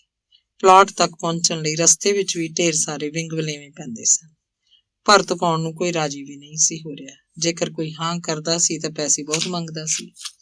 ਇੱਕ ਨੇ ਤਾਂ 2-3 ਟਰਾਲੀਆਂ ਪਾ ਕੇ ਪਾਸਾ ਹੀ ਵੱਟ ਲਿਆ ਸੀ, ਦੂਜੇ 1-2 ਲਾਰੇ ਲਾਈ ਜਾ ਰਹੇ ਸੀ। ਡਰ ਸੀ ਜ਼ਿਆਦਾ ਵਕਫਾ ਪੈ ਗਿਆ ਤਾਂ ਮਿਸਤਰੀ ਨਾ ਕਿਸੇ ਹੋਰ ਪਾਸੇ ਕੰਮ ਤੇ ਚਲਾ ਜਾਏ। ਉਧਰ ਬੈਂਕ ਵਾਲਿਆਂ ਨੇ ਵੀ ਬਲਜੀਤ ਸਿੰਘ ਦੀ ਬਹੁਤ ਭਕਾਈ ਕਰਵਾਈ ਸੀ। ਕਦੇ ਇਹ ਕਰੋ, ਕਦੇ ਉਹ ਕਰੋ। ਫਿਰ ਮਕਾਨ ਲਈ ਖਰੀਦੇ ਗਏ ਸਮਾਨ, ਇੱਟਾਂ, ਸੀਮੈਂਟ, ਲੋਹੇ ਦੀਆਂ ਕੋਟੇਸ਼ਨਾਂ ਦੇ ਬਿੱਲ ਬੈਂਕ 'ਚ ਦੇਣੇ ਪੈਂਦੇ ਸੀ। ਕੰਮ ਬੇਸ਼ੱਕ ਠੇਕੇ ਤੇ ਹੋਇਆ ਸੀ, ਪਰ ਨਿਗਾਹ ਪੂਰੀ ਰੱਖਣੀ ਪੈਂਦੀ ਸੀ। 3-4 ਵਕਤਾਂ ਮਿਸਤਰੀਆਂ ਮਜ਼ਦੂਰਾਂ ਨੂੰ ਚਾਹ ਪਿਆਉਣੀ ਪੈਂਦੀ, ਨਾਲ ਉਹ ਕੁਝ ਨਾ ਕੁਝ ਖਾਣ ਦਾ ਵੀ ਸਵਾਲ ਪਾਈ ਰੱਖਦੇ। ਬਲਜੀਤ ਤੇ ਹਰਜੀਤ ਵਾਰੋ-ਵਾਰੀ ਛੁੱਟੀ ਲਈ ਰੱਖਦੇ ਸੀ। ਕੰਪਿਊਟਰ ਇੰਜੀਨੀਅਰਿੰਗ ਕਰ ਰਹੇ ਰਮਨ ਨੂੰ ਸ਼ਨੀਵਾਰ ਛੁੱਟੀ ਹੁੰਦੀ। ਹਫ਼ਤੇ ਬਾਅਦ 2 ਦਿਨ ਉਹ ਵੀ ਪੂਰਾ ਹੱਥ ਵਟਾਉਂਦਾ। ਬੰਬੀ ਪਹਿਲਾਂ ਹੀ ਲਵਾ ਲਈ ਸੀ। ਪਾਣੀ ਬਹੁਤ ਹੀ ਵਧੀਆ ਨਿਕਲਿਆ ਸੀ। ਬਿਜਲੀ ਇੱਕ ਚੰਗੇ ਗੁਆਂਢੀ ਤੋਂ ਮਿਲ ਗਈ ਸੀ। ਇਹੀ 2 ਮੁੱਖ ਚੀਜ਼ਾਂ ਹੁੰਦੀਆਂ। ਮੀਟਰ ਲਈ ਵੀ ਅਰਜ਼ੀ ਦੇ ਦਿੱਤੀ ਗਈ ਸੀ। ਨਿਸ਼ਚਿਤ ਕੀਤੇ ਗਏ ਦਿਨ ਬਲਜੀਤ ਸਿੰਘ ਦੇ ਕਹਿਣ ਤੇ ਮਿਸਤਰੀ ਅਜਮੇਰ ਸਿੰਘ ਨੇ ਕੋਠੀ ਦੀ ਨੀਂਹ ਦੀ ਪਹਿਲੀ ਇੱਟ ਜਦ ਕਾਂਚੀ ਤੋਂ ਰਖਵਾਈ ਸੀ ਤੇ ਹਰਜੀਤ ਨੇ ਪ੍ਰਸ਼ਾਦ ਵੰਡਿਆ ਸੀ ਤਾਂ ਬਲਜੀਤ ਸਿੰਘ ਦਾ ਜੀ ਭਰ ਆਇਆ ਸੀ। ਅੱਖਾਂ ਦੇ ਕੋਇਆਂ 'ਚ ਪਾਣੀ ਤੈਰ ਆਇਆ ਸੀ। ਅਜਿਹਾ ਹੋਣਾ ਉਸ ਅੰਦਰਲੀ ਖੁਸ਼ੀ ਤੇ ਘਬਰਾਹਟ ਦੋਹਾਂ ਨੂੰ ਪ੍ਰਗਟਾ ਰਿਹਾ ਸੀ। ਇੱਕ ਇੱਟ ਤਾਂ ਰੱਖੀ ਗਈ ਸੀ, ਹਜ਼ਾਰਾਂ ਇੱਟਾਂ ਇਹਦੇ ਨਾਲ ਹੋਰ ਲੱਗਣੀਆਂ ਸੀ। ਇੱਟ ਨਾਲ ਇੱਟ ਜੁੜਦੀ ਜਾਣੀ ਸੀ ਤੇ ਇਮਾਰਤ ਬਣਦੀ ਤੁਰੀ ਜਾਣੀ ਸੀ। ਬਿਲਕੁਲ ਉਸੇ ਤਰ੍ਹਾਂ ਜਿਵੇਂ ਸ਼ਬਦ ਨਾਲ ਸ਼ਬਦ ਜੁੜ ਕੇ ਵਾਕ ਬਣ ਜਾਂਦੇ ਹੈ। ਇਹ ਅਰਥਪੂਰਨ ਵਾਕ ਪੁਸਤਕ ਦਾ ਰੂਪ ਧਾਰ ਲੈਂਦੇ ਹੈ। ਇਹੋ ਹੀ ਕਲਾ ਹੈ, ਇਸੇ ਨੂੰ ਹੀ ਰਚਨਾ ਜਾਂ ਸਿਰਜਣਾ ਕਿਹਾ ਜਾ ਸਕਦਾ ਹੈ। ਮਾਸਟਰ ਬਲਜੀਤ ਸਿੰਘ ਦੇ ਸ਼ੌਕ ਤੇ ਰੰਗ ਵੀ ਇਸੇ ਤਰ੍ਹਾਂ ਹੀ ਰੂਪ ਧਾਰਦੇ ਰਹੇ ਸਨ। ਇਹੀ ਸਮੁੱਚੇ ਸੰਸਾਰ ਦਾ ਚਲਨ ਹੈ। ਕਦਮ ਦਰ ਕਦਮ, ਪੜਾਅ ਦਰ ਪੜਾਅ ਸਾਧਨ ਜੁਟਾ ਕੇ ਸੰਤੁਲਨ ਬਣਾ ਕੇ ਅੱਗੇ ਵਧਣਾ ਹੁੰਦਾ ਹੈ। ਇੱਕੋ ਹੀ ਛਾਲ ਨਾਲ ਪਹਾੜ ਦੀ ਚੋਟੀ ਸਰ ਨਹੀਂ ਕੀਤੀ ਜਾ ਸਕਦੀ ਤੇ ਹਰ ਕੰਮ ਨੂੰ ਪਹਾੜ ਸਮਝ ਕੇ ਅਣਹੋਇਆ ਦੀ ਕਤਾਰ 'ਚ ਜਾ ਖੜਨਾ ਹੋਰ ਵੀ ਘਾਤਕ ਹੁੰਦਾ ਹੈ। ਪਤਲੇ ਸਰੀਰ, ਨਿੱਕੀ ਜਿਹੀ ਪੱਗ ਤੇ ਕਣਕ ਵੰਨੇ ਰੰਗ ਵਾਲਾ ਮਿਸਤਰੀ ਬਲਜੀਤ ਸਿੰਘ ਨੂੰ ਵੱਡਾ ਰਚਨਾਕਾਰ ਜਾਪਣ ਲੱਗ ਪਿਆ ਸੀ। ਉਹਦੇ ਹੱਥ 'ਚ ਫੜੀ ਹੋਈ ਕਰੰਡੀ ਜਿਵੇਂ ਬਰਸ਼ ਜਾਂ ਕਲਮ ਹੋਵੇ, ਜਿਵੇਂ ਇਹੋ ਹੀ ਇਹਦੀ ਤਾਕਤ ਤੇ ਹਥਿਆਰ ਹੋਵੇ। ਮਾਸਟਰ ਬਲਜੀਤ ਸਿੰਘ ਸੋਚਣ ਲੱਗ ਪਿਆ ਸੀ ਕਿ ਜੇਕਰ ਮਜ਼ਦੂਰ ਦੀ ਕਹੀ ਨੂੰ ਹਲਕ ਨਾ ਕੁੱਦਿਆ ਹੁੰਦਾ ਤਾਂ ਤਾਜ ਮਹਿਲ ਦੇ ਨਕਸ਼ੇ ਸਿਰਫ ਕਾਗਜ਼ਾਂ ਤੇ ਉਕਰੇ ਰਹਿ ਜਾਂਦੇ। ਜਗਤ ਦੀ ਸਿਰਜਣਹਾਰ ਇਸ ਮਜ਼ਦੂਰ ਜਮਾਤ ਅੱਗੇ ਮਾਸਟਰ ਨੇ ਅੰਦਰੋਂ ਅੰਦਰੀ ਆਪਣਾ ਸਿਰ ਝੁਕਾ ਦਿੱਤਾ ਸੀ। 2 ਲੈਂਟਰ ਪਏ ਸਨ। ਪਹਿਲਾ ਪਹਿਲੀ ਮੰਜ਼ਿਲ ਦਾ ਤੇ ਫਿਰ ਦੂਜੀ ਦਾ। ਦੋਹਾਂ ਦੇ ਮੌਕੇ ਬਲਜੀਤ ਸਿੰਘ ਦਾ ਵੱਡਾ ਭਰਾ ਹਾਜ਼ਰ ਰਿਹਾ ਸੀ। ਬਲਜੀਤ ਉਹਨੂੰ ਟੈਲੀਫੋਨ ਕਰਕੇ ਬੁਲਾ ਲੈਂਦਾ ਸੀ। ਇਕੱਲੇ ਤੁਰ ਪੈਣ ਦੀ ਹਿੰਮਤ ਕੀਤੀ ਗਈ ਸੀ ਤੇ ਹੌਲੀ-ਹੌਲੀ ਕਾਰਵਾਂ ਬਣਦਾ ਤੁਰਿਆ ਗਿਆ ਸੀ। ਮਾਸਟਰ ਬਲਜੀਤ ਸਿੰਘ ਦੇ ਭਰਾਵਾਂ, ਸਾਡੂਆਂ, ਸਾਲਿਆਂ, ਦੋਸਤਾਂ, ਮਿੱਤਰਾਂ ਨੇ ਇਸ ਵੱਡੇ ਕਾਰਜ ਵਿੱਚ ਆਪੋ ਆਪਣਾ ਹਿੱਸਾ ਪਾਉਣ ਦੀ ਕੋਈ ਕਸਰ ਨਹੀਂ ਸੀ ਛੱਡੀ। ਸੀਵਰੇਜ ਬੇਸ਼ੱਕ ਇੱਧਰ ਨਹੀਂ ਸੀ ਪਿਆ, ਪਰ ਮਕਾਨ ਬਣਦੇ ਹੀ ਵਾਟਰ ਵਰਕਸ ਦੀਆਂ ਪਾਈਪਾਂ ਦੇ ਨਾਲ-ਨਾਲ ਗਲੀਆਂ 'ਚ ਭਰਤ ਵੀ ਪੈ ਗਈ ਸੀ। ਉਹ ਮਾਸਟਰਾਂ ਦਾ ਇਹ ਪਰਿਵਾਰ 10-11 ਸਾਲ ਦੇ ਲੰਮੇ ਅਰਸੇ ਤੋਂ ਬਾਅਦ ਬਲਬੀਰ ਕਾਲੋਨੀ ਦੀ ਗਲੀ ਨੰਬਰ 4 ਨੂੰ ਅਲਵਿਦਾ ਕਹਿ ਕੇ ਗੁਰੂਦੇਵ ਨਗਰ ਦਾ ਨਿਵਾਸੀ ਬਣ ਗਿਆ ਸੀ। ਅੰਗ 54। ਕੋਠੀ ਬਣਨ ਦੌਰਾਨ ਹੀ ਮੰਡੀ ਦੇ ਬਣੇ ਬਣਾਏ ਮਕਾਨਾਂ ਦੀਆਂ ਕੀਮਤਾਂ ਵੀ ਵਧਣ ਲੱਗ ਪਈਆਂ, ਪਰ ਬਲਬੀਰ ਕਾਲੋਨੀ ਦਾ ਉਹੀ ਹਾਲ ਸੀ ਤੇ ਖਾਸ ਤੌਰ ਤੇ 4 ਨੰਬਰ ਗਲੀ ਦਾ ਤਾਂ ਬੁਰਾ ਹਾਲ ਸੀ। ਕੋਠੀ ਉੱਤੇ ਅੰਦਾਜ਼ੇ ਤੋਂ ਵੱਧ ਖਰਚਾ ਨਿਸ਼ਚਿਤ ਤੌਰ ਤੇ ਹੋਣ ਦੀ ਸੰਭਾਵਨਾ ਬਣ ਗਈ ਸੀ। ਬਲਬੀਰ ਕਾਲੋਨੀ ਵਾਲਾ ਮਕਾਨ ਉਹਨਾਂ ਨੇ ਵਿਕਾਊ ਕਰਤਾ ਸੀ। ਦਲਾਲਾਂ ਨੇ ਗੇੜੇ ਮਾਰਨੇ ਸ਼ੁਰੂ ਕਰਤੇ। ਮਾਸਟਰ ਬੇਸ਼ੱਕ ਜਾਇਜ਼ ਜੇ ਪੈਸੇ ਮੰਗਦਾ ਤਾਂ ਵੀ ਦਲਾਲ ਉਹਨੂੰ ਬੇਹੌਸਲਾ ਜਿਹਾ ਕਰਦੇ ਰਹਿੰਦੇ। ਇੰਨੇ ਰੇਟ ਦਾ ਖਿਆਲ ਛੱਡ ਦਿਓ ਮਾਸਟਰ ਜੀ, ਜੇ ਸੌਦਾ ਕਰਨਾ ਤਾਂ ਠੀਕ ਜੇ ਪੈਸੇ ਮੰਗ ਲਓ। ਫਿਰ ਤੁਸੀਂ ਦੱਸ ਦਿਓ ਕਿੰਨਾ ਮਿਲ ਜੂ। ਬਲਜੀਤ ਸਿੰਘ ਵੀ ਅਟਾ ਸੱਟਾ ਲਾਉਣ ਦੀ ਕੋਸ਼ਿਸ਼ ਕਰਦਾ, ਪਰ ਜੋ ਕੁਝ ਜਵਾਬ 'ਚ ਸੁਣਨ ਨੂੰ ਮਿਲਦਾ ਉਹ ਅਸਲੋਂ ਹੀ ਬਹੁਤ ਘੱਟ ਹੁੰਦਾ। ਕੁਝ ਅਰਸੇ ਲਈ ਤਾਂ ਇੱਥੇ ਮਕਾਨ ਵੇਚ ਲੈਣਾ ਇੱਕ ਸੁਪਨਾ ਜਿਹਾ ਬਣ ਕੇ ਰਹਿ ਗਿਆ। ਉਧਰ ਨਵੀਂ ਉਸਾਰੀ ਦੀ ਸੰਪੂਰਨਤਾ ਵੀ ਜ਼ਰੂਰੀ ਸੀ। ਇੰਨਾ ਕਸ਼ਟ ਝੱਲ ਲਿਆ ਸੀ, ਜੇ ਲੰਮਾ ਸਮਾਂ ਉੱਥੇ ਰਿਹਾਇਸ਼ ਕਰਨ ਦਾ ਮੌਕਾ ਹੀ ਨਾ ਮਿਲਿਆ ਤਾਂ ਸਾਰਾ ਚਾਅ ਹੀ ਉਤਰ ਜਾਏਗਾ। ਫਿਰ ਇੱਕ ਵਾਰ ਖਾਲੀ ਹੋ ਚੁੱਕਾ ਮਕਾਨ ਵੇਚਣਾ ਤਾਂ ਹੋਰ ਵੀ ਔਖਾ ਹੋ ਜਾਂਦਾ। ਗਹਿਣੇ ਜਾਂ ਕਿਰਾਏ ਤੇ ਵੀ ਖਾਲੀ ਕਰਨ ਨੂੰ ਉਪਰੰਤ ਹੀ ਚੜ੍ਹਨਾ ਸੀ, ਪਰ ਕੋਠੀ ਦਾ ਤਾਂ ਅਜੇ ਕਾਫੀ ਕੰਮ ਪਿਆ ਸੀ। ਤਲੜੇ ਫਰਸ਼ਾਂ ਤੇ ਹੱਥ ਫੇਰਨਾ ਸੀ, ਗੁਸਲਖਾਨੇ ਵੀ ਅਜੇ ਅਧੂਰੇ ਸੀ। ਮਕਾਨ ਦਾ ਜੇਕਰ ਕੋਈ ਮਾੜਾ ਮੋਟਾ ਗਾਹਕ ਲੱਗਦਾ ਵੀ ਤਾਂ ਉਹ ਦੋਵੇਂ ਹਿੱਸੇ ਖਰੀਦਣਾ ਚਾਹੁੰਦਾ ਸੀ, ਪਰ ਬਲਜੀਤ ਸਿੰਘ ਸੋਚਦਾ ਸੀ ਵਾਰੀ ਦਾ ਜਾਂ ਦੋਵਾਂ ਦਾ ਅੱਡੋ ਅੱਡ ਸੌਦਾ ਫਾਇਦੇਮੰਦ ਰਹੇਗਾ। ਅਖੀਰ ਉਹਨਾਂ ਦੀ ਗਲੀ ਦੇ ਇੱਕ ਸਾਧੂ ਸਿੰਘ ਨਾਂ ਦੇ ਆਦਮੀ ਦੀ ਪਾਲ ਸਿੰਘ ਨੇ ਦੱਸ ਪਾਈ ਸੀ, ਜਿਹੜਾ ਤਰਖਾਣੇ ਦੇ ਪਿਤਾ ਪੁਰਖੀ ਕਿੱਤੇ ਨੂੰ ਛੱਡ ਕੇ ਅੱਜ-ਕੱਲ ਦਲਾਲੀ ਦੇ ਕੰਮ 'ਚ ਪਿਆ ਫਿਰਦਾ ਸੀ। ਬਲਜੀਤ ਸਿੰਘ ਦੀ ਉਸ ਨਾਲ ਬਹੁਤੀ ਜਾਣ ਪਛਾਣ ਤਾਂ ਨਹੀਂ ਸੀ, ਪਰ ਉਹਦੇ ਚਿਹਰੇ ਤੋਂ ਜ਼ਰੂਰ ਜਾਣੂ ਸੀ। 40 ਕੁ ਸਾਲ ਦੀ ਉਮਰ ਦਾ ਇਹ ਆਦਮੀ ਬਹੁਤ ਹੀ ਠਰਮੇ ਨਾਲ ਗੱਲ ਕਰਦਾ ਸੀ। ਫਿਰ ਪਾਲ ਸਿੰਘ ਵੀ ਵਿੱਚ ਪੈ ਰਿਹਾ ਸੀ। ਖਰੀਦਣ ਵਾਲੇ ਵੀ ਲੋੜਵੰਦ ਜਾਪਦੇ ਸੀ। ਵਪਾਰੀ ਕਿਸਮ ਦਾ ਪਰਿਵਾਰ ਸੀ। ਦੋਹਾਂ ਹੀ ਹਿੱਸਿਆਂ ਦੇ ਗਾਹਕ ਸੀ। ਜਿੰਨੀ ਰਕਮ ਉਹਨਾਂ ਨੇ 10-11 ਸਾਲ ਪਹਿਲਾਂ ਇਹਨਾਂ ਤੇ ਖਰਚ ਕੀਤੀ ਸੀ, ਉਸ ਤੋਂ ਦੁੱਗਣੇ ਨਾਲੋਂ ਵੀ ਵੱਧ ਮਿਲ ਰਹੇ ਸੀ। ਹਰਜੀਤ ਇਹਨੂੰ ਬੇਸ਼ੱਕ ਅਜੇ ਵੀ ਘੱਟ ਸਮਝਦੀ ਸੀ। ਇਹਦੇ ਬਾਵਜੂਦ ਵੀ ਉਹਨੇ ਵੀ ਇਸ ਗਲੀ ਤੋਂ ਨਿਜਾਤ ਪਾ ਲੈਣ ਦੀ ਠਾਣ ਲਈ ਸੀ। ਇਹ ਤੋਂ ਪਹਿਲਾਂ ਇਸ ਨਾਲੋਂ ਵੀ ਵਧੀਆ ਸੌਦਾ ਹੋ ਚੱਲਿਆ ਸੀ, ਪਰ ਹਰਬੰਸ ਸਿੰਘ ਨੇ ਪੁੰਨ ਦਾ ਕੰਮ ਕੀਤਾ। ਬਣਦੇ ਕੰਮ 'ਚ ਭਾਨੀ ਮਾਰਤੀ। ਪਰ ਇੱਕ ਕੰਮ ਦੇ ਹੋਣ ਜਾਂ ਨਾ ਹੋਣ ਦਾ ਵਕਤ ਨਿਸ਼ਚਿਤ ਹੀ ਹੁੰਦਾ। ਆਖਿਰ ਸੌਦਾ ਹੋ ਗਿਆ ਸੀ। ਸਾਧੂ ਨੂੰ ਪਹਿਲਾਂ ਹੀ ਕੰਨ ਕਰ ਦਿੱਤੇ ਗਏ। ਉਹ ਬਹੁਤਾ ਪਰਵਾਰ ਨਾ ਕਰੇ। ਸਾਈ ਫੜਾ ਦਿੱਤੀ। ਕੁੱਲ ਰਕਮ ਦਾ ਲਗਭਗ ਤੀਜਾ ਹਿੱਸਾ ਲਿਖ ਪੜ੍ਹਨ ਤੋਂ ਬਾਅਦ ਦੇਣਾ ਸੀ। 3 ਮਹੀਨਿਆਂ ਬਾਅਦ ਰਜਿਸਟਰੀ ਹੋਣੀ ਸੀ। ਸਾਈ ਵਾਲੇ ਦਿਨ ਤੋਂ ਇੱਕ ਦਿਨ ਪਹਿਲਾਂ ਸਾਧੂ ਸਿੰਘ ਕੱਚੀ ਜਿਹੀ ਗੱਲ ਕਰਕੇ ਚਲਾ ਗਿਆ। ਕੱਲ ਨੂੰ ਦੱਸਾਂਗੇ, ਇਹਨਾਂ ਤੋਂ ਚੰਗੀ ਤਰ੍ਹਾਂ ਪੁੱਛ ਕੇ। ਪੂਰੇ 24 ਘੰਟੇ ਬਾਅਦ ਪਤਾ ਲੱਗਣਾ ਸੀ। ਸਾਰੀ ਰਾਤ ਬਲਜੀਤ ਸਿੰਘ ਨੂੰ ਨੀਂਦ ਨਹੀਂ ਸੀ ਆਈ। ਉਹ ਪਾਸੇ ਹੀ ਮਾਰਦਾ ਰਿਹਾ। ਸੰਭਵ ਜੀ ਗੱਲ ਸੰਭਵ ਹੋਣ ਜਾ ਰਹੀ ਸੀ। ਹੁਣ ਵੀ ਕਿਤੇ ਨਾ ਹੋ ਜਾਏ। ਪਹਿਲਾ ਮਕਾਨ ਖਰੀਦਣ ਵੇਲੇ ਵੀ ਉਹ ਖੁਦ ਹੀ ਜ਼ਰੂਰਤਮੰਦ ਸੀ ਤੇ ਅੱਜ ਵੇਚਣ ਵੇਲੇ ਵੀ ਅਜਿਹੀ ਸਥਿਤੀ ਸੀ। ਅਗਲੇ ਦਿਨ ਉਹ ਸਕੂਲ ਤਾਂ ਚਲਾ ਗਿਆ, ਪਰ ਸਾਰਾ ਦਿਨ ਉਹਦਾ ਕੰਮ 'ਚ ਜੀ ਨਹੀਂ ਸੀ ਲੱਗਾ। ਹੁਣ ਤਾਂ ਬਸ ਨਿਬੜ ਹੀ ਜਾਏ ਇਹ ਕੰਮ। ਸਾਈ ਫੜ ਲੈਣ ਤੋਂ ਬਾਅਦ ਜਦ ਦਲਾਲ ਤੇ ਪਾਲ ਸਿੰਘ ਚਲੇ ਗਏ ਸੀ ਤਾਂ ਬਲਜੀਤ ਸਿੰਘ ਨੇ ਹਰਜੀਤ ਨੂੰ ਵਧਾਈ ਦਿੱਤੀ। ਪਿਛਲੀ ਰਾਤ ਉਹਨੂੰ ਫਿਕਰ ਕਾਰਨ ਨੀਂਦ ਨਹੀਂ ਸੀ ਆਈ, ਪਰ ਸੌਦਾ ਹੋ ਜਾਣ ਵਾਲੀ ਰਾਤ ਉਹਨੂੰ ਖੁਸ਼ੀ ਕਾਰਨ ਨੀਂਦ ਨਹੀਂ ਸੀ ਆਈ। ਇਹ ਖੁਸ਼ੀ ਤੇ ਗਮੀ ਵੀ ਆਖਿਰ ਕੀ ਚੀਜ਼ ਹੁੰਦੀ ਹੈ? ਦੋਹਾਂ ਕਾਰਨ ਹੀ ਨੀਂਦ ਨਹੀਂ ਆਉਂਦੀ। ਪਿਛਲੇ 8-9 ਮਹੀਨਿਆਂ ਤੋਂ ਕੋਠੀ ਦਾ ਕੰਮ ਤਾਂ ਲਗਾਤਾਰ ਚੱਲ ਹੀ ਰਿਹਾ ਸੀ, ਪਰ ਗਲੀ ਵਾਲਿਆਂ ਦਾ ਖਿਆਲ ਸੀ ਕਿ ਇੰਨੀ ਜਲਦੀ ਪੂਰੀ ਹੋਣੀ ਹੀ ਨਹੀਂ। ਕੋਈ ਅੰਦਰੋਂ ਅੰਦਰੀ ਇਹ ਕਾਨਾਫੂਸੀ ਵੀ ਕਰਦਾ, ਯਾਰ ਮਾਸਟਰਾਂ ਕੋਲ ਪੈਸਾ ਕਿੱਥੋਂ ਆ ਗਿਆ ਇੰਨਾ? ਪਰ ਮਾਸਟਰ ਤਾਂ ਜਾਣਦੇ ਹੀ ਸੀ ਕਿ ਇਸ ਪਹਾੜ ਜਿਹੜੇ ਕੰਮ ਨੂੰ ਸਿਰੇ ਲਾਉਣ ਲਈ ਕਿਵੇਂ ਡੰਗ ਟਪਾਇਆ ਜਾ ਰਿਹਾ ਸੀ। ਪਰ ਹੁਣ ਜਦੋਂ ਮਕਾਨ ਦਾ ਸੌਦਾ ਹੋ ਜਾਣ ਦੀ ਗੱਲ ਚਾਰੇ ਪਾਸੇ ਫੈਲ ਗਈ ਤਾਂ ਕੁਝ ਕੁ ਘਰਾਂ ਅੰਦਰ ਤਾਂ ਹਫੜਾ ਦਫੜੀ ਜੀ ਮਚ ਗਈ। ਸੰਤ ਜੀ ਦੀਆਂ ਭਾਣਜੀਆਂ ਪਹਿਲਾਂ ਵਾਂਗ ਹੀ ਅਕਸਰ ਆ ਜਾਇਆ ਕਰਦੀਆਂ ਸੀ। ਨਵੇਂ ਸਿਰਿਓਂ ਖੁਦ ਵੀ ਕਦੇ ਆ ਜਾਂਦਾ। ਹੁਣ ਉਹ ਬਹੁਤੀਆਂ ਅਧਿਆਤਮਕ ਕਿਸਮ ਦੀਆਂ ਗੱਲਾਂ ਨਹੀਂ ਸੀ ਕਰਦਾ, ਸਗੋਂ ਘਰੇਲੂ ਜੀਆਂ ਰਿਸ਼ਤਿਆਂ ਨਾਤਿਆਂ ਦੀਆਂ ਗੱਲਾਂ ਛੇੜ ਰਿਹਾ ਸੀ। ਸ਼ਾਇਦ ਭਾਣਜੀਆਂ ਦਾ ਫਿਕਰ ਕਰਨ ਲੱਗ ਪਿਆ ਸੀ, ਪਰ ਕਿਸੇ ਦੂਜੇ ਦੀ ਹੌਸਲਾ ਅਫਜ਼ਾਈ ਕਰਨਾ ਕਦੇ ਵੀ ਉਹਦੇ ਸੁਭਾਅ 'ਚ ਸ਼ਾਮਲ ਨਹੀਂ ਸੀ ਹੋਇਆ। ਆਪਣੀ ਚੜ੍ਹਦੀ ਕਲਾ ਨੂੰ ਚਮਕਾਈ ਰੱਖਣ ਦਾ ਉਹਦਾ ਤਰੀਕਾ ਸੀ। ਆਪਣੇ ਵਿਰੋਧੀ ਨੂੰ ਢਹਿੰਦੀਆਂ ਕਲਾਂ 'ਚ ਲੈ ਜਾਣਾ। ਪਾਲ ਸਿੰਘ ਨੂੰ ਤਾਂ ਮਕਾਨ ਦਾ ਸੌਦਾ ਕਰਵਾ ਲੈਣ ਉਪਰੰਤ ਅਫਸੋਸ ਹੋ ਰਿਹਾ ਸੀ। ਉਹ ਸੋਚਦਾ, ਗਲੀ 'ਚੋਂ ਜੇਕਰ ਇਹ ਪਰਿਵਾਰ ਮੰਨਫੀ ਹੋ ਜਾਂਦਾ ਹੈ ਤਾਂ ਬਾਕੀ ਬਚਦਾ ਹੀ ਕੁਝ ਨਹੀਂ। ਦੂਜੇ ਪਾਸੇ ਸੰਤ ਜੀ ਕਈ ਵਾਰੀ ਬਲਜੀਤ ਸਿੰਘ ਨੂੰ ਕਹਿ ਚੁੱਕਿਆ ਸੀ, ਇਹ ਗੱਲ ਮੈਥੋਂ ਲਿਖਵਾ ਲਓ, ਉੱਥੇ ਜਾ ਕੇ ਤੁਹਾਡਾ ਜੀ ਬਿਲਕੁਲ ਹੀ ਨਹੀਂ ਲੱਗਣਾ। ਮਾਸਟਰ ਬਲਜੀਤ ਸਿੰਘ ਦੀ ਤਾਂ ਵੈਸੇ ਹੀ ਇਸ ਜੀ ਲੱਗਣ ਜਾਂ ਨਾ ਲੱਗਣ ਪ੍ਰਤੀ ਆਪਣੀ ਵੱਖਰੀ ਜੀ ਸੋਚ ਸੀ। ਆਪਣੇ ਫਰਜ਼ ਇਮਾਨਦਾਰੀ ਨਾਲ ਨਿਭਾਈ ਚੱਲੋ, ਜੀ ਉਦਾਸ ਹੁੰਦਾ ਹੀ ਨਹੀਂ। ਇਹ ਉਦਾਸੀਆਂ ਮਾਯੂਸੀਆਂ ਤਾਂ ਵਿਹਲੇ ਤੇ ਆਲਸੀ ਲੋਕਾਂ ਦੀਆਂ ਕੱਢੀਆਂ ਕੱਢਾਂ ਹੈ। ਸੰਤ ਜੀ ਦਾ ਵੀ ਇਸ ਵਿੱਚ ਕੋਈ ਕਸੂਰ ਨਹੀਂ ਸੀ। ਸਪਸ਼ਟ ਸੀ ਕਿ ਉਹਦੇ ਦਿਲ 'ਚ ਹਮੇਸ਼ਾ ਹੀ ਨਕਾਰਾਤਮਕ ਖਿਆਲ ਆਉਂਦੇ ਹੀ ਰਹਿੰਦੇ ਹੋਣਗੇ। ਚੋਰੀ ਹੋ ਜਾਣ ਤੋਂ ਕੁਝ ਦਿਨਾਂ ਬਾਅਦ ਹਰਜੀਤ ਨੇ ਪੀਤੋ ਨੂੰ ਕੰਮ ਤੋਂ ਹਟਾ ਦਿੱਤਾ ਸੀ ਤੇ ਢੱਠਾ ਫੇਰ ਆਉਣ ਲੱਗ ਪਿਆ ਸੀ। ਢੱਠੇ ਨੂੰ ਭੈਣ ਜੀ ਦੇ ਨਵੇਂ ਮਕਾਨ ਦੀ ਬਹੁਤ ਹੀ ਖੁਸ਼ੀ ਸੀ। ਉਹਨੇ ਤਾਂ ਇੱਥੋਂ ਤੱਕ ਵੀ ਕਹਿ ਦਿੱਤਾ ਸੀ ਕਿ ਭੈਣ ਜੀ ਭਾਵੇਂ ਦੂਰ ਹੀ ਪੈਂਦਾ, ਮੈਂ ਤਾਂ ਉੱਥੇ ਵੀ ਆ ਜਾਇਆ ਕਰੂੰ ਕੰਮ ਕਰਨ ਨੂੰ। ਅੰਗ 55। ਮਾਸਟਰ ਬਲਜੀਤ ਸਿੰਘ ਪੂਰੇ ਹੌਸਲੇ 'ਚ ਹੋ ਗਿਆ ਸੀ। ਕੋਠੀ ਦਾ ਕੰਮ ਜਿੱਥੇ ਅੱਗੇ ਪੈਣ ਦੀ ਸੰਭਾਵਨਾ ਬਣ ਗਈ ਸੀ, ਹੁਣ ਸਗੋਂ ਪਹਿਲਾਂ ਨਾਲੋਂ ਵੀ ਤੇਜ਼ ਹੋ ਗਿਆ ਸੀ। ਮਿਸਤਰੀ ਤੇ ਮਜ਼ਦੂਰ ਵੀ ਰੌਣਕ 'ਚ ਆ ਗਏ ਸਨ। ਅਜਮੇਰ ਸਿੰਘ ਦੇ ਨਾਲ ਮਿਸਤਰੀ ਗੁਰਮੀਤ ਸਿੰਘ ਨੇ ਵੀ ਪੂਰਾ ਸਹਿਯੋਗ ਦੇ ਰੱਖਿਆ ਸੀ।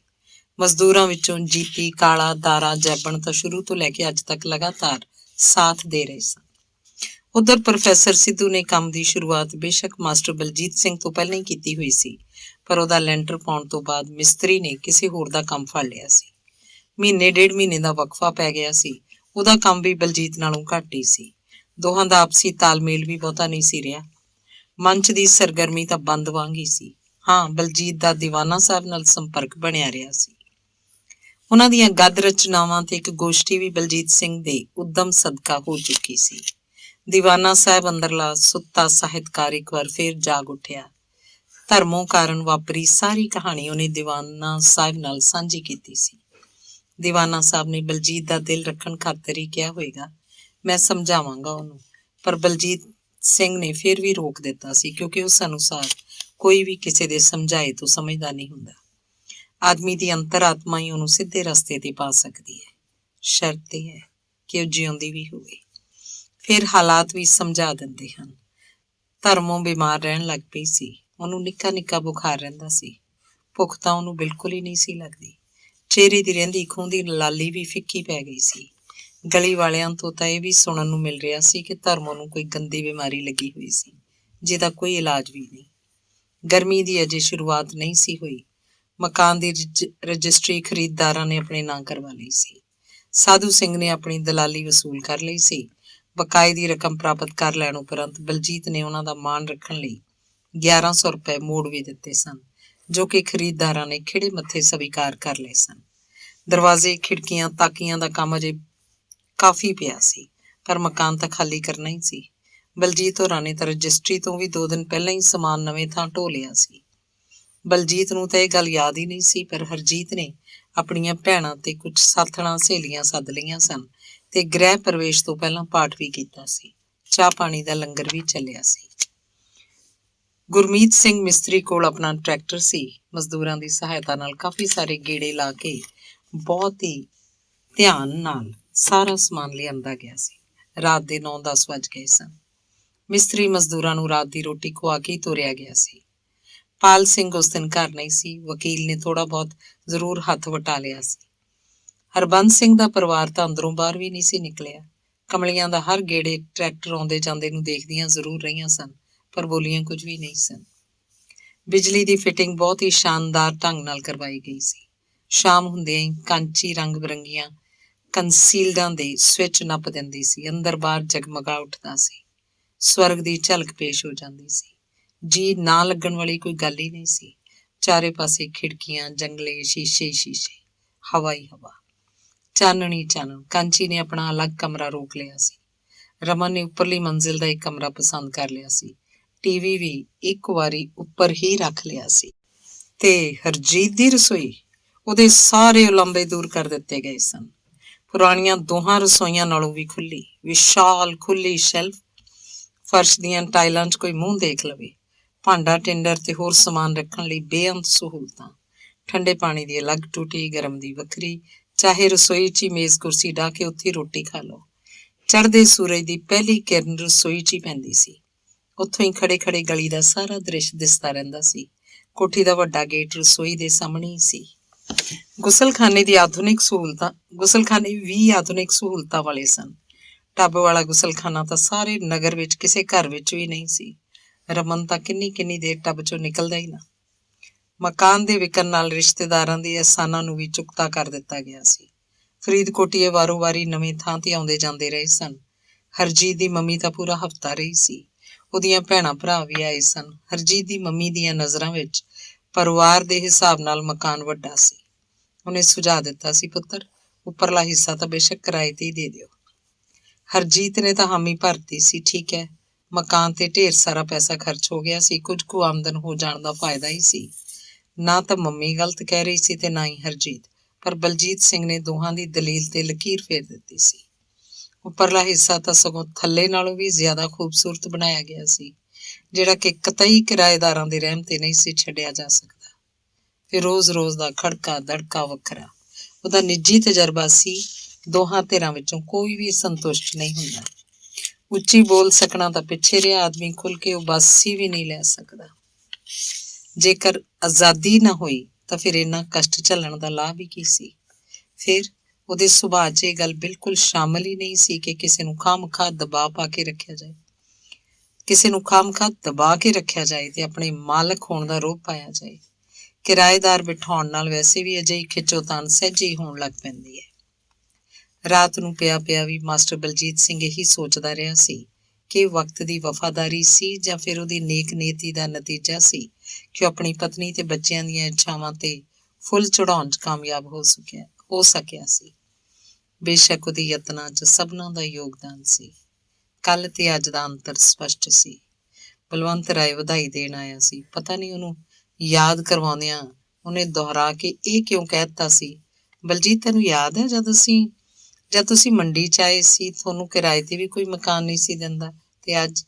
ਅਜੇ ਉਹਨੇ ਗੱਲ ਪੂਰੀ ਨਹੀਂ ਸੀ ਕੀਤੀ, ਬਲਜੀਤ ਦੀਆਂ ਅੱਖਾਂ ਛਲਕਾਈਆਂ ਸਨ। ਅਤੀਤ ਉਹਨੂੰ ਭੁੱਲਿਆ ਤਾਂ ਨਹੀਂ ਸੀ। ਰਮਨ ਬੇਸ਼ੱਕ ਆਉਂਦਾ ਤਾਂ ਹਫ਼ਤੇ ਬਾਅਦ ਸੀ, ਪਰ ਆਉਣ ਸਾਰੀ ਘਰ ਦੀ ਸੈਟਿੰਗ 'ਚ ਹੱਥ ਵਟਾਉਣ ਲੱਗ ਪੈਂਦਾ। ਹੁਣ ਉਹਦੇ ਜਮਾਤੀ ਤੇ ਹੋਰ ਦੋਸਤ ਮਿੱਤਰ ਵੀ ਪਹਿਲਾਂ ਨਾਲੋਂ ਜ਼ਿਆਦਾ ਆਉਣ ਲੱਗ ਪਏ ਸਨ।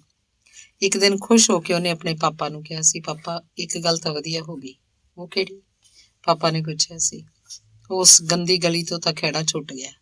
ਮਾਸਟਰ ਬਲਜੀਤ ਸਿੰਘ ਨੇ ਆਪਣੇ ਬੇਟੇ ਨੂੰ ਉਸ ਸਮੇਂ ਕੋਈ ਜਵਾਬ ਤਾਂ ਨਹੀਂ ਸੀ ਦਿੱਤਾ, ਪਰ ਉਹਦੇ ਚਿਹਰੇ ਵੱਲ ਵੇਖ ਕੇ ਮੁਸਕਰਾਉਣ ਜ਼ਰੂਰ ਲੱਗ ਪਿਆ ਸੀ। ਅਖੀਰਲਾ ਅੰਗ। ਮਜ਼ਬੂਤ ਨੀਂਹ ਹੀ ਮਜ਼ਬੂਤ ਇਮਾਰਤ ਦੀ ਜ਼ਾਮਿਨ ਹੁੰਦੀ ਹੈ। ਮਿਸਤਰੀ ਦੇ ਕਹਿਣ ਤੇ ਬਲਜੀਤ ਸਿੰਘ ਨੇ ਇੱਟਾਂ ਦੀ ਟੁੱਟ ਭੱਜ ਡਲੇ ਆਦਿ ਦੀਆਂ 2-3 ਟਰਾਲੀਆਂ ਪਹਿਲਾਂ ਹੀ ਸੁਟਵਾ ਲਈਆਂ ਸੀ ਤਾਂ ਕਿ ਨੀਹਾਂ ਵਾਸਤੇ ਬਜਰੀ ਤਿਆਰ ਕੀਤੀ ਜਾ ਸਕੇ। ਮੰਡੀ ਦੇ ਮਜ਼ਦੂਰ ਚੌਂਕ ਤੋਂ ਇੱਕ ਮਜ਼ਦੂਰ ਵੀ ਲਿਆਂਦਾ ਸੀ। ਦਿਹਾੜੀ ਉਹਨੇ 80 ਰੁਪਏ ਮੰਗੀ ਸੀ। ਮਾਸਟਰ ਨੇ ਵੀ ਕੁਝ ਘੱਟ ਕਰਨ ਨੂੰ ਨਹੀਂ ਸੀ ਕਿਹਾ। ਮਜ਼ਦੂਰ ਸੀ ਕਿ ਬੀੜੀ ਤਾਂ ਮੂੰਹ ਚੋਂ ਕੱਢਦਾ ਹੀ ਨਹੀਂ ਸੀ। ਚਲੋ ਕੋਈ ਗੱਲ ਨਹੀਂ, ਕਰਨ ਦਿਓ ਆਦਤ ਪੂਰੀ ਵਿਚਾਰੇ ਨੂੰ। ਇਹੋ ਤਾਂ ਇਹਨਾਂ ਦਾ ਮਨੋਰੰਜਨ ਹੁੰਦਾ ਹੈ।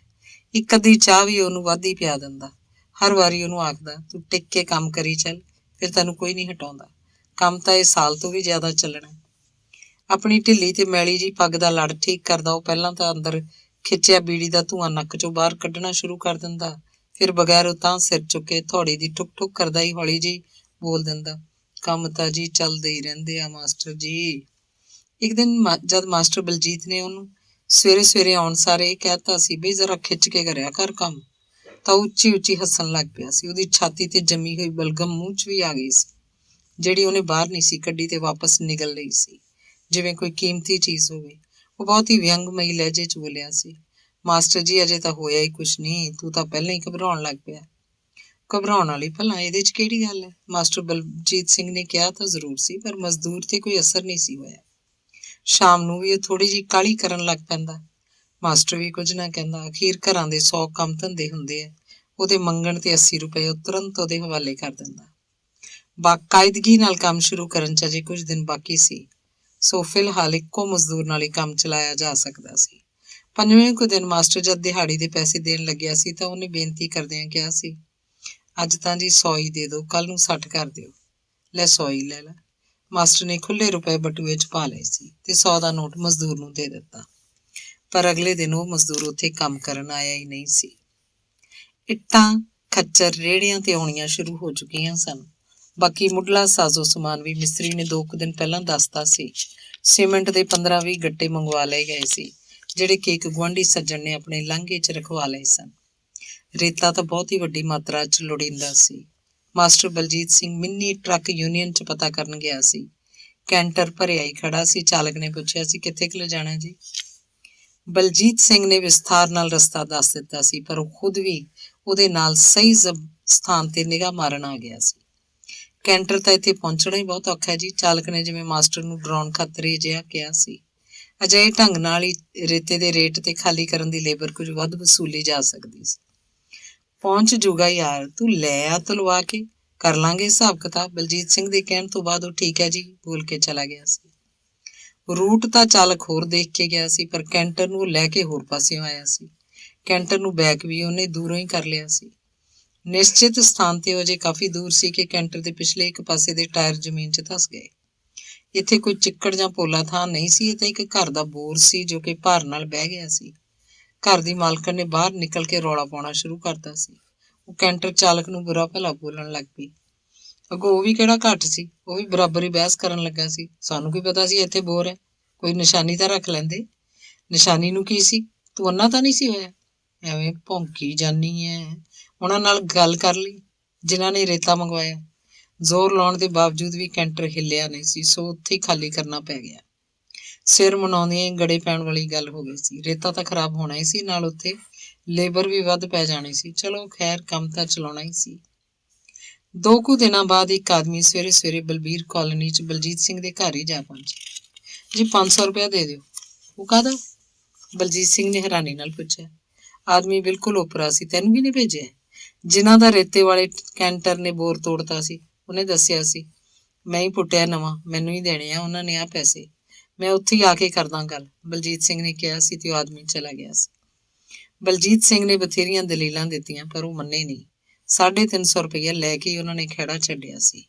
ਮਾਸਟਰ ਬਲਜੀਤ ਸਿੰਘ ਨੇ ਮਿਤੀਆਂ ਅਨੁਸਾਰ ਮਕਾਨ ਦਾ ਖਰਚਾ ਡਾਇਰੀ 'ਚ ਲਿਖਣਾ ਸ਼ੁਰੂ ਕਰ ਦਿੱਤਾ ਸੀ। ਇਹ 350 ਰੁਪਏ ਦੀ ਰਕਮ ਡਾਇਰੀ 'ਚ ਚੜਾ ਕੇ ਉਹਦੇ ਅੱਗੇ ਲਿਖ ਦਿੱਤਾ ਸੀ, ਜੁਰਮਾਨਾ। ਬਜਰੀ ਵਾਲਾ ਟਰੱਕ ਤਾਂ ਹੋਰ ਪਾਸਿਓਂ ਲਿਆਂਦਿਆ ਗਿਆ ਸੀ। ਮਾਸਟਰ ਬਲਜੀਤ ਸਿੰਘ ਦੇ ਪਲਾਟ ਤੋਂ 100 ਕੁ ਫੁੱਟ ਦੀ ਦੂਰੀ ਤੇ ਇੱਕ ਹੋਰ ਪਲਾਟ ਖਾਲੀ ਪਿਆ ਸੀ। ਬਜਰੀ ਉੱਥੇ ਢੇਰੀ ਕਰਵਾ ਲੈਣ ਦਾ ਇਰਾਦਾ ਸੀ, ਪਰ ਉਹ ਤੋਂ ਪਹਿਲਾਂ ਹੀ ਟਰੱਕ ਫਸ ਕੇ ਖੜ ਗਿਆ ਸੀ। ਮਾਮੂਲੀ ਜਿਹਾ ਚਿੱਕੜ ਸੀ ਵੀ ਨਿਵਾਨ ਜਿਹੀ 'ਚ, ਪਰ ਟਰੱਕ ਨੂੰ ਜਿਵੇਂ ਉਹਨੇ ਸ਼ਿਕੰਜੇ 'ਚ ਕੱਸ ਕੇ ਰੱਖ ਦਿੱਤਾ ਸੀ। ਡਰਾਈਵਰ ਨੇ ਗੇਅਰ ਬਦਲ ਕੇ ਬਥੇਰੀਆਂ ਰੇਸਾਂ ਦਿੱਤੀਆਂ, ਪਰ ਵਜ਼ਨਦਾਰ ਗੱਡੀ ਟਸ ਤੋਂ ਮਸ ਨਹੀਂ ਹੋਈ। ਜਿਸ ਘਰ 'ਚ ਸੀਮਿੰਟ ਦੇ ਗੱਟੇ ਰੱਖੇ ਸੀ, ਉਹ ਵੀ ਸਰਕਾਰੀ ਮੁਲਾਜ਼ਮ ਸੀ। ਮਾਸਟਰ ਦੇ ਕਹਿਣ ਤੇ ਉਹ ਕਿਤੋਂ ਟਰੈਕਟਰ ਲੈ ਕੇ ਆ ਪਹੁੰਚਿਆ ਸੀ। ਟਰੱਕ ਨੂੰ ਟੋਚਨ ਪਾ ਕੇ ਟਰੈਕਟਰ ਰਾਹੀਂ ਪੂਰੀ ਜ਼ੋਰ ਅਜ਼ਮਾਈ ਕੀਤੀ ਗਈ। ਟਰੱਕ ਤੇ ਟਰੈਕਟਰ ਦੀ ਤਾਕਤ ਨਾਲ ਵੀ ਟਾਇਰ ਹਿੱਲੇ ਨਹੀਂ ਸੀ, ਸੋ ਹੰਬ ਹਾਰ ਕੇ ਇਹ ਕਾਰਵਾਈ ਅਗਲੇ ਦਿਨ ਤੇ ਸੁੱਟ ਦਿੱਤੀ ਗਈ। ਮਾਸਟਰ ਬਲਜੀਤ ਸਿੰਘ ਨੂੰ ਉਸ ਰਾਤ ਪੂਰੀ ਨੀਂਦ ਨਹੀਂ ਸੀ ਆਈ। ਸਾਰੀ ਰਾਤ ਚਿੱਕੜ 'ਚ ਫਸਿਆ ਟਰੱਕ ਹੀ ਅੱਖਾਂ ਦੇ ਅੱਗੇ ਘੁੰਮਦਾ ਰਿਹਾ ਸੀ। ਹੋਰ ਕੋਈ ਹੱਲ ਨਹੀਂ ਸੀ ਨਿਕਲ ਸਕਿਆ। ਇੱਕ ਹੋਰ ਟਰੈਕਟਰ ਕਿਰਾਏ ਤੇ ਕੀਤਾ ਗਿਆ। ਟਰਾਲੀ ਨੂੰ ਟਰੱਕ ਦੇ ਪਿਛਲੇ ਪਾਸੇ ਲਾ ਕੇ ਬਜਰੀ ਉਸ 'ਚ ਬਦਲੀ ਗਈ। ਪੂਰੇ 3 ਗੇੜੇ ਲੱਗੇ। ਮਜ਼ਦੂਰ ਵੀ ਬਲਜੀਤ ਸਿੰਘ ਨੂੰ ਆਪਣੇ ਹੀ ਕਰਨੇ ਪਏ। ਮਕਾਨ ਤਾਂ ਉੱਥੇ ਪਹਿਲਾਂ ਵੀ ਕਾਫੀ ਬਣੇ ਸੀ, ਪਰ ਉਸ ਸਮੇਂ ਅਜਿਹੀ ਦਿੱਕਤ ਨਹੀਂ ਸੀ ਆਈ। ਗਲੀਆਂ ਦੀ ਸੀਮਾ ਰੇਖਾ ਹੁਣ ਵਾਂਗ ਨਹੀਂ ਸੀ ਬਣੀ। ਖੁੱਲ੍ਹੇ ਪਲਾਟਾਂ ਦੇ ਵਿੱਚੋਂ ਹੀ ਢੁਆਈ ਦੇ ਕੰਮ ਸੌਖੇ ਹੀ ਸਾਰ ਲਏ ਗਏ। ਹੁਣ ਵਸੋਂ ਦੇ ਵੱਧ ਜਾਣ ਨਾਲ ਗੰਦ ਵੀ ਜ਼ਿਆਦਾ ਪਿਆ ਹੋਇਆ ਸੀ। ਫਿਰ ਇਹੋ ਜਿਹੀਆਂ ਸਮੱਸਿਆਵਾਂ ਦੇ ਕਈ ਹੋਰ ਕਾਰਨ ਵੀ ਬਣ ਜਾਇਆ ਕਰਦੇ। ਬਲਜੀਤ ਹੋਰਾਂ ਤੋਂ ਪਹਿਲਾਂ ਉਹਨਾਂ ਦੇ ਸਾਹਮਣੇ ਜੇ ਕਰਕੇ ਇੱਕ ਹੋਰ ਨਵਾਂ ਮਕਾਨ ਬਣ ਕੇ ਲਗਭਗ ਤਿਆਰ ਹੋ ਗਿਆ ਸੀ। ਹੁਣ ਤਾਂ ਉਹਨੂੰ ਆਖਰੀ ਛੂਹਾਂ ਦਿੱਤੀਆਂ ਜਾ ਰਹੀਆਂ ਸੀ। ਮਾਸਟਰ ਦੇ ਮੁਕਾਬਲੇ ਉਹਦਾ ਨਕਸ਼ਾ ਬਹੁਤ ਹੀ ਸਧਾਰਨ ਜਿਹਾ ਸੀ। ਉਸ ਦੁਆਰਾ ਈਰਖਾ ਰੱਖਣੀ ਸੁਭਾਵਕ ਸੀ।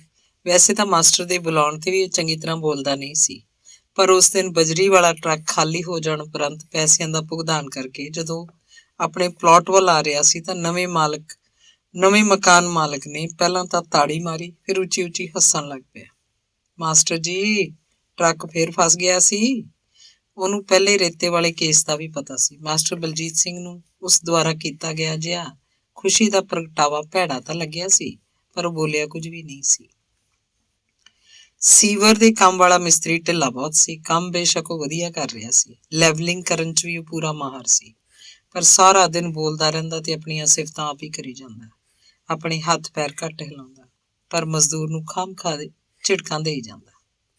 ਜਿਹੜਾ ਕੰਮ ਉਹਨੇ ਖੁਦ ਕਰਨਾ ਹੁੰਦਾ ਸੀ ਉਹ ਵੀ ਮਜ਼ਦੂਰ ਤੋਂ ਹੀ ਕਰਵਾਉਂਦਾ। ਮਾਸਟਰ ਬਲਜੀਤ ਸਿੰਘ ਨੂੰ ਉਹਦੇ ਕੰਮ ਦੀ ਸਮਝ ਨਹੀਂ ਸੀ ਆਉਂਦੀ ਕਿ ਉਹ ਪਾਈਪਾਂ ਨੂੰ ਕਿੱਥੇ ਕਿੱਥੇ ਤੇ ਕਿਉਂ ਘੁਮਾਈ ਫਿਰਦਾ ਸੀ। ਲੇਬਰ ਦੇ ਕੁਝ ਰੁਪਏ ਤਾਂ ਉਹਨੇ ਥੋੜੇ ਥੋੜੇ ਕਰਕੇ ਵੀ ਲੈ ਲਏ, ਪਰ ਪੂਰਾ ਬਿੱਲ ਕਿੰਨਾ ਬਣਾਏਗਾ ਇਹਦਾ ਡਰ ਬਣਿਆ ਹੀ ਰਿਹਾ ਸੀ। ਜੀਤੀ ਨਾਲੋਂ ਖਾਮਖਾ ਹੀ ਆਡਾ ਲਾਈ ਰੱਖਦਾ। ਜੀਤੀ ਚਲਾਕ ਤਾਂ ਬਹੁਤ ਹੀ ਸੀ, ਪਰ ਬਲਜੀਤ ਸਿੰਘ ਦੀ ਝੇਪ ਮੰਨਦਾ ਬੋਲਦਾ ਨਹੀਂ ਸੀ। ਪਰ ਇੱਕ ਦਿਨ ਖਿੱਚ ਕੇ ਉਹਦੇ ਮੂੰਹੋਂ ਨਿਕਲ ਹੀ ਗਿਆ ਸੀ, ਓਏ ਮਾਮਾ ਤੂੰ ਠੀਕ ਹੈ ਤੇ ਮੈਂ ਗਲਤ। ਉਸ ਦਿਨ ਤੋਂ ਬਾਅਦ ਉਹਦਾ ਨਾਂ ਹੀ ਮਾਮਾ ਪੈ ਗਿਆ ਸੀ। ਮਾਮੇ ਨੇ ਬਿੱਲ 'ਚ ਤਾਂ ਕੋਈ ਹੇਰਾਫੇਰੀ ਨਹੀਂ ਸੀ ਕੀਤੀ, ਪਰ ਮਾਸਟਰ ਜਦ ਦੁਕਾਨਦਾਰ ਨਾਲ ਹਿਸਾਬ ਕਿਤਾਬ ਕਰਨ ਗਿਆ ਸੀ ਤਾਂ ਉੱਥੇ 1100 ਰੁਪਏ ਦੀ ਗੜਬੜ ਸੀ। ਮਾਸਟਰ ਕਹਿੰਦਾ ਸੀ ਸਮਾਨ ਨਹੀਂ ਗਿਆ ਕਿਉਂਕਿ ਉਸ ਕੋਲ ਬਾਕੀ ਸਮਾਨ ਦੀਆਂ ਪਰਚੀਆਂ ਮੌਜੂਦ ਸਨ, ਜਿਹੜੀਆਂ ਕਿ ਮਿਤੀਆਂ ਸਮੇਤ ਦੁਕਾਨਦਾਰ ਬਣਾ ਕੇ ਦੇ ਦਿੰਦੇ ਸੀ। ਦੁਕਾਨ ਵਾਲਿਆਂ ਨੇ ਚੰਗੀ ਤਰ੍ਹਾਂ ਦੇਖ ਕੇ ਦੱਸਿਆ ਸੀ ਇਹ 1100 ਦਾ ਸਮਾਨ ਤੁਹਾਡਾ ਮਿਸਤਰੀ ਲੈ ਕੇ ਗਿਆ ਸੀ, ਕਹਿੰਦਾ ਸੀ ਮਾਸਟਰ ਜੀ ਨੇ ਮੰਗਵਾਇਆ। ਮੈਂ ਤਾਂ ਕੋਈ ਮੰਗਵਾਇਆ ਨਹੀਂ ਸੀ। ਦੁਕਾਨਦਾਰ ਚੁੱਪ ਹੋ ਗਿਆ ਸੀ, ਜਿਹਦਾ ਅਰਥ ਸੀ ਕਿ ਇਹ ਤਾਂ ਮਾਸਟਰ ਹੀ ਜਾਣੇ ਕਿ ਮੰਗਵਾਇਆ ਸੀ ਜਾਂ ਨਹੀਂ, ਉਹਨਾਂ ਕੋਲ ਤਾਂ ਦਰਜ ਸੀ। ਪਾਈਪਾਂ ਪਾਉਣ ਵਾਲੇ ਮਿਸਤਰੀ ਦੇ ਘਰ ਜਾ ਕੇ ਬਲਜੀਤ ਸਿੰਘ ਨੇ ਇਸ ਸਬੰਧ 'ਚ ਪੁੱਛ ਪੜਤਾਲ ਵੀ ਕੀਤੀ ਸੀ, ਪਰ ਕੋਈ ਫਾਇਦਾ ਨਹੀਂ ਸੀ ਹੋਇਆ। ਉਹ 1100 ਰੁਪਏ ਦੀ ਹੇਰਾਫੇਰੀ ਬਿਨਾਂ ਸ਼ੱਕ ਮਾਮਾ ਹੀ ਕਰ ਗਿਆ ਸੀ। ਪਾਣੀ ਦੀਆਂ ਪਾਈਪਾਂ ਪਾਉਣ ਵਾਲਾ ਤਾਂ 20-21 ਸਾਲ ਦਾ ਨੌਜਵਾਨ ਮੁੰਡਾ ਸੀ। ਗੋਰੇ ਚਿੱਟੇ ਖੂਬਸੂਰਤ ਇਸ ਮੁੰਡੇ ਦੇ ਹੱਡ ਪੈਰ ਖੁੱਲੇ ਤੇ ਮਜ਼ਬੂਤ ਸਨ। ਉਹਦੀ ਹਥੌੜੀ ਤੇ ਛੈਣੀ ਬਹੁਤ ਹੀ ਚੱਲਦੀ ਸੀ। ਕੰਮ ਵੀ ਉਹਦਾ ਬਹੁਤ ਸਾਫ਼ ਸੀ। ਸੁਭਾਅ ਨਿੱਘਾ ਤੇ ਮਿੱਠਾ ਸੀ। ਉਹ ਪਿਆਰੀਆਂ ਪਿਆਰੀਆਂ ਘਰੇਲੂ ਜਿਹੀਆਂ ਗੱਲਾਂ ਕਰਦਾ। ਉਹ ਸ਼ਾਦੀशुदा ਸੀ ਤੇ ਇੱਕ ਬੱਚੀ ਦਾ ਬਾਪ ਵੀ ਸੀ। ਮੁੰਡੇ ਦਾ ਪਿਓ ਮਰਿਆ ਹੋਇਆ ਸੀ। ਆਪਣੇ ਪਾਪਾ ਦੀਆਂ ਗੱਲਾਂ ਕਰਦਾ ਉਹ ਜਜ਼ਬਾਤੀ ਹੋ ਜਾਂਦਾ ਤੇ ਅੱਖਾਂ ਵੀ ਭਰ ਲੈਂਦਾ ਸੀ। ਹਰਜੀਤ ਉਹਨੂੰ ਹੌਸਲਾ ਦੇਣ ਲੱਗਦੀ। ਬਲਜੀਤ ਨੂੰ ਵੀ ਆਪਣੇ ਰਮਨ ਵਰਗਾ ਹੀ ਜਾਪਦਾ ਸੀ। ਮਕਾਨ ਬਦਲਣ ਵੇਲੇ ਉਹਨੇ ਪੂਰਾ ਸਹਿਯੋਗ ਦਿੱਤਾ ਸੀ। ਪੁਰਾਣੀ ਮੋਟਰ ਤੇ ਗੀਜ਼ਰ ਆਦਿ ਬਦਲਣ ਵੇਲੇ ਉਹਨੇ ਇੱਕ ਵਾਰੀ ਵੀ ਨਹੀਂ ਸੀ ਖਵਾਇਆ। ਬਲਜੀਤ ਸਿੰਘ ਵੀ ਉਹਦਾ ਬਣਦਾ ਹੱਕ ਅਦਾ ਕਰਨ 'ਚ ਦੇਰੀ ਨਹੀਂ ਸੀ ਕਰ ਰਿਹਾ। ਚਾਹ ਪਾਣੀ ਦੇ ਨਾਲ ਉਹ ਤਾਂ ਉਹਨੂੰ ਰੋਟੀ ਵੀ ਉੱਥੇ ਹੀ ਖਵਾ ਦਿੰਦੇ ਸੀ। ਗੁਸਲਖਾਨਿਆਂ ਦੀਆਂ ਟੂਟੀਆਂ ਫੁਹਾਰੇ ਰਮਨ ਨੇ ਆਪਣੀ ਪਸੰਦ ਦੇ ਲਵਾਏ ਸੀ, ਪਰ ਸਲਾਹ ਉਹ ਆਪਣੇ ਹਾਣੀ ਇਸ ਮਿਸਤਰੀ ਦੀ ਹੀ ਲੈਂਦਾ ਰਿਹਾ ਸੀ। ਆਪਣੇ ਪਾਪਾ ਨਾਲ ਉਹਨੇ ਬਹੁਤੀ ਰਾਏ ਨਹੀਂ ਸੀ ਕੀਤੀ। ਪਾਈਪਾਂ ਦੀ ਲੀਕੇਜ ਉਹਨੇ ਚੈੱਕ ਕਰ ਲਈ ਸੀ, ਕੰਮ ਖਤਮ ਹੋ ਗਿਆ ਸੀ, ਪੈਸੇ ਚੁਕਤੇ ਕਰ ਦਿੱਤੇ ਗਏ। ਪਰ ਹਫ਼ਤੇ ਕੁ ਬਾਅਦ ਉਹ ਮੁੰਡਾ ਫੇਰ ਆਇਆ ਸੀ। ਉੱਤੇ ਕੋਈ ਸਮੱਸਿਆ ਹੀ ਲੱਗਦੀ ਸੀ। ਇਹ ਉਹਦਾ ਚਿਹਰਾ ਦੱਸ ਰਿਹਾ ਸੀ। ਇੱਕ ਕੰਮ ਹੈ ਜੀ ਤੁਹਾਡੇ ਤੱਕ, ਪਰ ਮੈਨੂੰ ਲੱਗਦਾ ਤੁਸੀਂ ਕਰਨਾ ਨਹੀਂ। ਉਹਨੇ ਬਹੁਤ ਹੀ ਠਰਮੇ ਨਾਲ ਪਰ ਨਿਮਾਣਾ ਜਿਹਾ ਮੂੰਹ ਬਣਾ ਕੇ ਕਿਹਾ ਸੀ। ਜੇ ਕਰਨ ਵਾਲਾ ਹੋਇਆ ਤਾਂ ਜ਼ਰੂਰ ਕਰਾਂਗੇ, ਬਲਜੀਤ ਸਿੰਘ ਦਾ ਜਵਾਬ ਸੀ। ਮੇਰੀ ਜੀ ਕੁੜੀ ਬਿਮਾਰ ਹੈ, ਬਠਿੰਡੇ ਚੈੱਕ ਕਰਵਾ ਕੇ ਲਿਆਉਣਾ ਹੈ। 500 ਰੁਪਏ ਦੇ ਦਿਓ ਉਧਾਰੇ, ਤੁਹਾਨੂੰ ਜੀ ਪਰਸੋਂ ਮੰਗਲਵਾਰ ਮੋੜ ਦਿਆਂਗਾ। ਉਸ ਦਿਨ ਐਤਵਾਰ ਸੀ। ਬਲਜੀਤ ਨੇ ਬਟੂਏ 'ਚ ਨਿਗਾਹ ਮਾਰੀ। ਰੁਪਏ ਜ਼ਿਆਦਾ ਨਹੀਂ ਸੀ। 400 ਨਾਲ ਸਾਰ ਲਏਗਾ? ਕੁਝ ਪਲ ਉਹ ਨੌਜਵਾਨ ਚੁੱਪ ਰਿਹਾ, ਫਿਰ ਨੀਵੀਂ ਪਾ ਕੇ ਉਹਨੇ ਕਿਹਾ ਸੀ, ਚਲੋ ਸਾਰ ਲਾਂਗੇ ਜੀ। ਜਾਂਦੇ ਜਾਂਦੇ ਉਹਨੇ ਇੱਕ ਵਾਰੀ ਫੇਰ ਕਿਹਾ ਸੀ, ਪਰਸੋਂ ਜ਼ਰੂਰ ਹੀ ਵਾਪਸ ਕਰ ਜਾਊਂਗਾ। ਮੰਗਲਵਾਰ ਤਾਂ ਅਨੇਕਾਂ ਆਏ, ਪਰ ਉਹ ਉਧਾਰ ਦੇ 400 ਰੁਪਏ ਮੋੜਨ ਵਾਲਾ ਮੰਗਲਵਾਰ ਮੁੜ ਕੇ ਕਦੀ ਵੀ ਨਹੀਂ ਸੀ ਆਇਆ। ਆਪਣੇ ਆਪ ਨੂੰ ਨੰਬਰਦਾਰ ਸਮਝਣਾ ਮਾਨਸਿਕ ਬਿਮਾਰੀ ਹੁੰਦੀ ਹੈ। ਮਾਸਟਰ ਬਲਜੀਤ ਸਿੰਘ ਦੀ ਨਵੀਂ ਰਿਹਾਇਸ਼ ਦੇ ਨੇੜੇ ਇੱਕ ਤਖਤ-ਪੋਸ਼ ਸਥਾਪਿਤ ਕੀਤਾ ਹੋਇਆ ਸੀ। ਉੱਥੇ ਸੱਥ ਲੱਗੀ ਰਹਿੰਦੀ, ਪਰ ਹੈਰਾਨੀ ਦੀ ਗੱਲ ਇਹ ਸੀ ਕਿ ਇਹਦਾ ਮੁਖੀ ਬਲਬੀਰ ਕਲੋਨੀ ਦੀ ਗਲੀ ਨੰਬਰ 4 ਵਾਲੇ ਹਰਬੰਸ ਸਿੰਘ ਉਰਫ ਬਰਾੜ ਅੰਕਲ ਦਾ ਹੀ ਦੂਜਾ ਰੂਪ ਸੀ। ਉਹੀ ਸ਼ਕਲ, ਉਸੇ ਜਿੱਡਾ ਕੱਦ, ਉਸੇ ਵਾਂਗ ਹੀ ਖੁਸ਼ਾਮਦ ਦਾ ਭੁੱਖਾ। ਹਰਬੰਸ ਦਾ ਬੋਲ ਉੱਚਾ ਸੀ, ਪਰ ਇੱਧਰਲਾ ਆਪਣੇ ਗਲੇ 'ਚੋਂ ਧੀਮੀ ਤੇ ਠੰਡੀ ਜਿਹੀ ਆਵਾਜ਼ ਕੱਢਦਾ। ਬੋਲਣ ਤੋਂ ਪਹਿਲਾਂ ਖੰਗੂਰਾ ਜਿਹਾ ਮਾਰਦਾ। ਇਹ ਖੰਗੂਰਾ ਆਪਣੇ ਕਿਸੇ ਗਲੇ ਦੀ ਖਰਾਬੀ ਕਾਰਨ ਨਹੀਂ ਸੀ ਮਾਰਦਾ, ਸਗੋਂ ਉਹਨੂੰ ਰੋਹ ਵਜੋਂ ਇੱਕ ਹਥਿਆਰ ਵਾਂਗ ਇਸਤੇਮਾਲ ਕਰਦਾ ਸੀ। ਉਹ ਕਿਸੇ ਚੰਗੀ ਸਰਕਾਰੀ ਨੌਕਰੀ ਵਿੱਚ ਸੀ, ਜਿੱਥੇ ਉੱਪਰਲੀ ਕਮਾਈ ਵੀ ਕਾਫੀ ਸੀ। ਇਹ ਖੰਗੂਰਾ ਵੀ ਸ਼ਾਇਦ ਇਸੇ ਕਮਾਈ ਦੇ ਸਿਰ ਤੇ ਹੀ ਵੱਜਦਾ ਸੀ। ਇਸ ਨਗਰ ਦਾ ਉਹ ਸੀਨੀਅਰ ਵਸਨੀਕ ਸੀ।